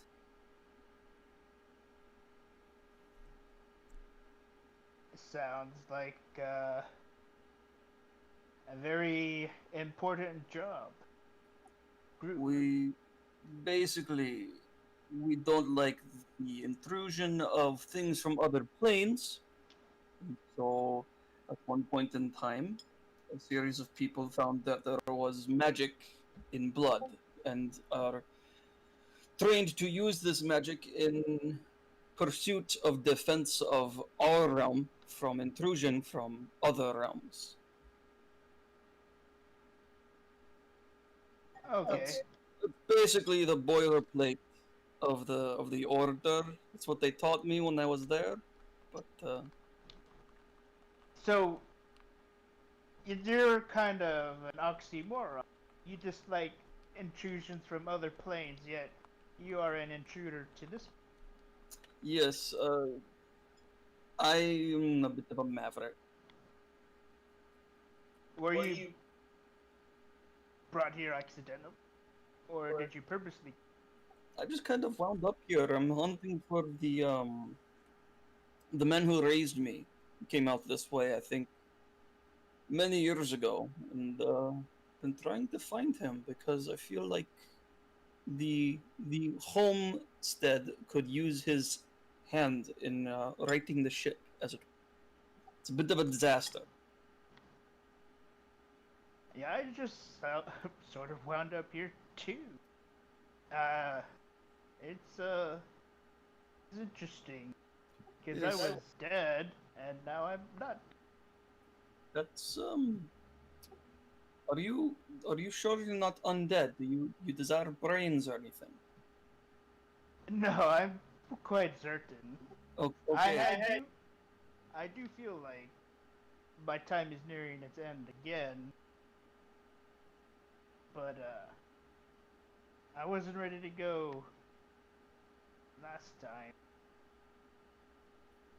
But I was poisoned. We'll have some unfinished business that needs to be resolved sometime.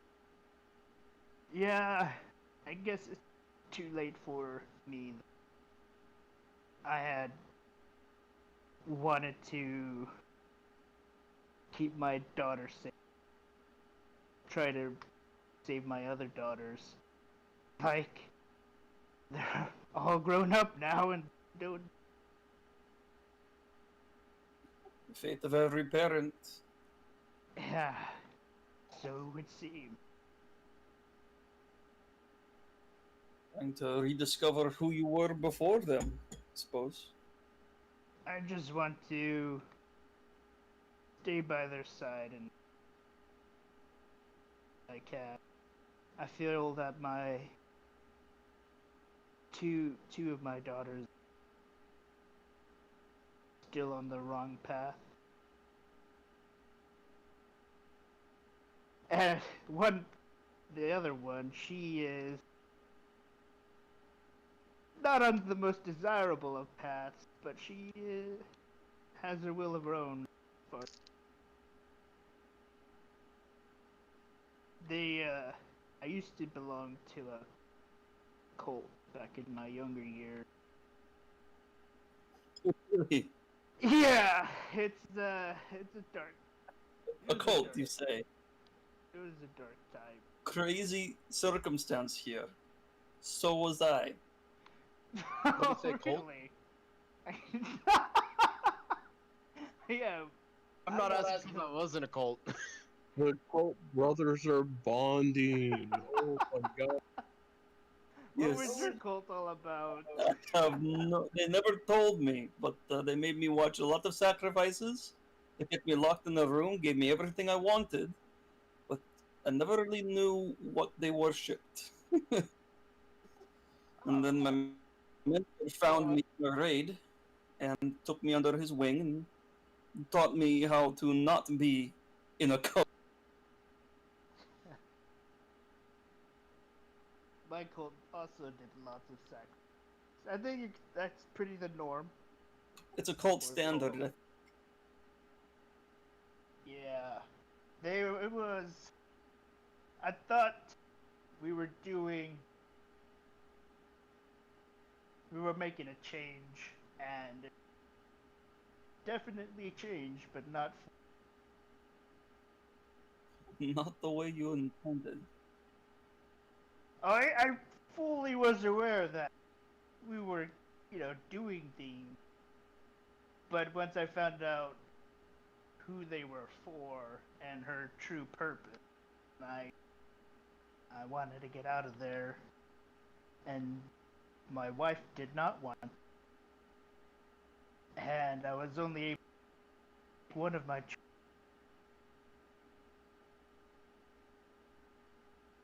wasn't able to.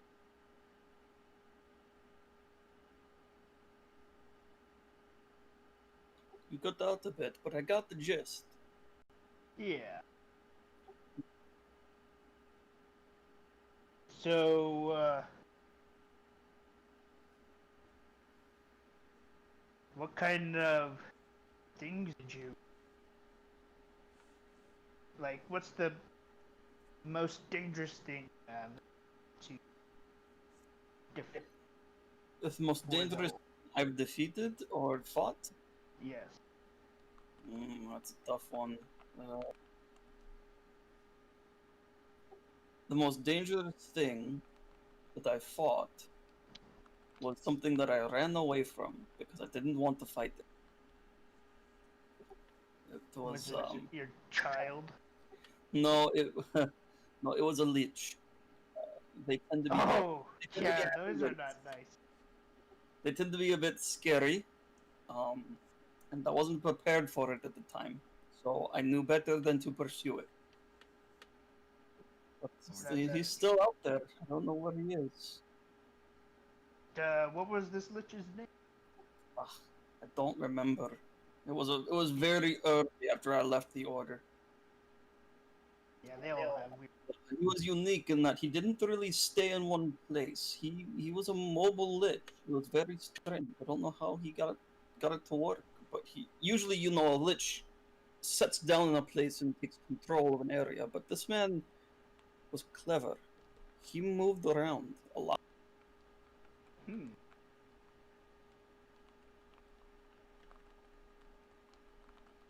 Maybe. Yeah, that is interesting. Yes, it was very weird. I sent a message to my order, of course, because that's their job. They hunt things like that. But even they would think twice about taking on a leech like that.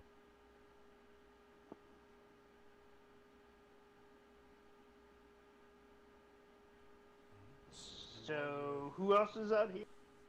Dobbs, Dobbs, the halfling, Fennec. Fennec. So, halfling, what's your name? Oh, my man. I am reordered. Zondell. Pleasure to make your. Question: do you speak halfling?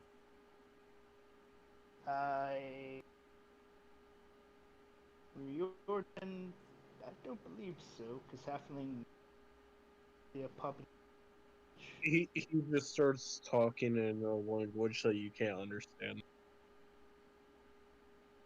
Okay then. The Goliath turns around and looks at you.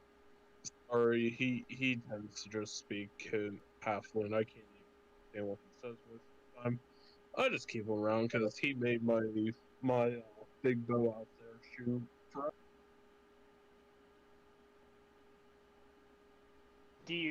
And what's your name? I'm Banjo. I call the little one. Yes, Banjo and Kazooie. That's, don't think that, third arm of yours natural. Oh, the thing, no, it's not natural to say. It, just don't look at it too much, and you'll be. Don't mind the quills or the barbs either. Those are also kind of natural. I'm sure. Does it shrink when attention is brought to it?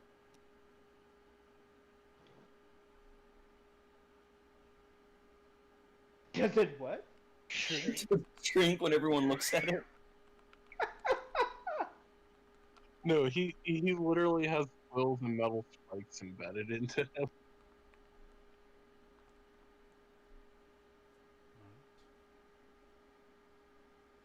And as you all Writing, be able to.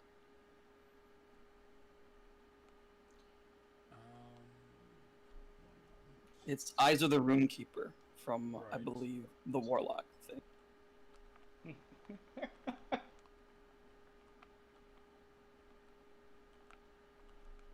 Oh, that's right. I keep forgetting that.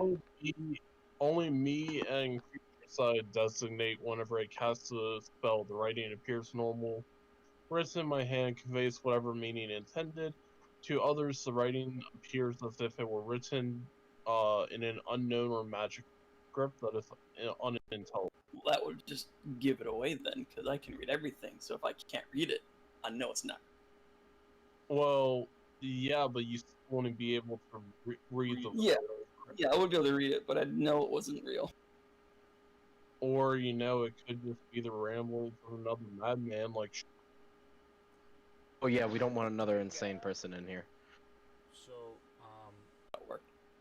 Not a big deal.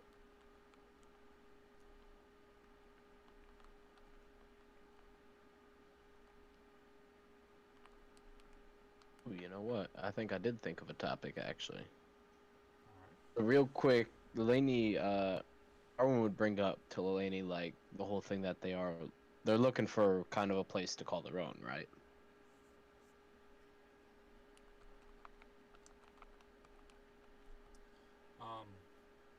They're more or less at present saying at least that they want to negotiate with Strahd to make sure that it's something that's okay. Well, thing is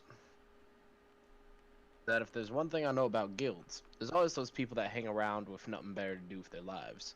Also, odds are, because it's primarily started off as a dwarven guild, there's got to be some open area nearby. Probably a bit more, since odds are it's southern from Count Strahd's area. Probably some warmer conditions, better for a forest individual such as Lady Solanum. So, might be something to go find nearby later once everything's dealt with this Heart of Darkness, maybe.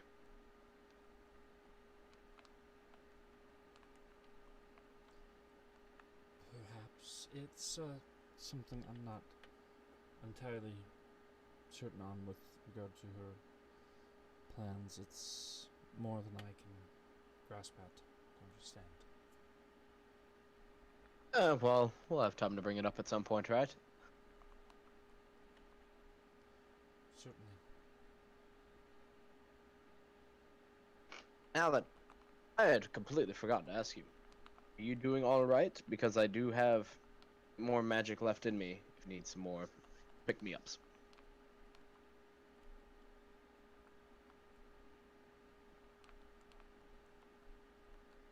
I'm doing well enough, at least, as normal.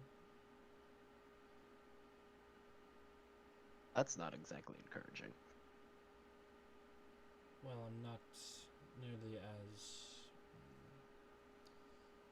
powerful as many of Lady Solarnum's entourage normally are. The fact that I was the one lucky enough to end up with her when she went through that rift is a blessing, but I'm not as fit as some of the others would have been. Oh, we all take time to get there. Sometimes it just takes a bit of confidence in yourself. Well, I suppose we'll see in any event. Legitimately, are you still injured? Because again, injuries aren't the best thing to leave sitting. No, I'm well enough. Thank you, though. No problem.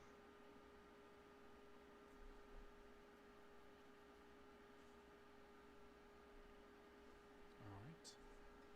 And then with that, we will end off for the night. Stop the live stream. And hopefully we will be able to continue again next week if all goes well and not have another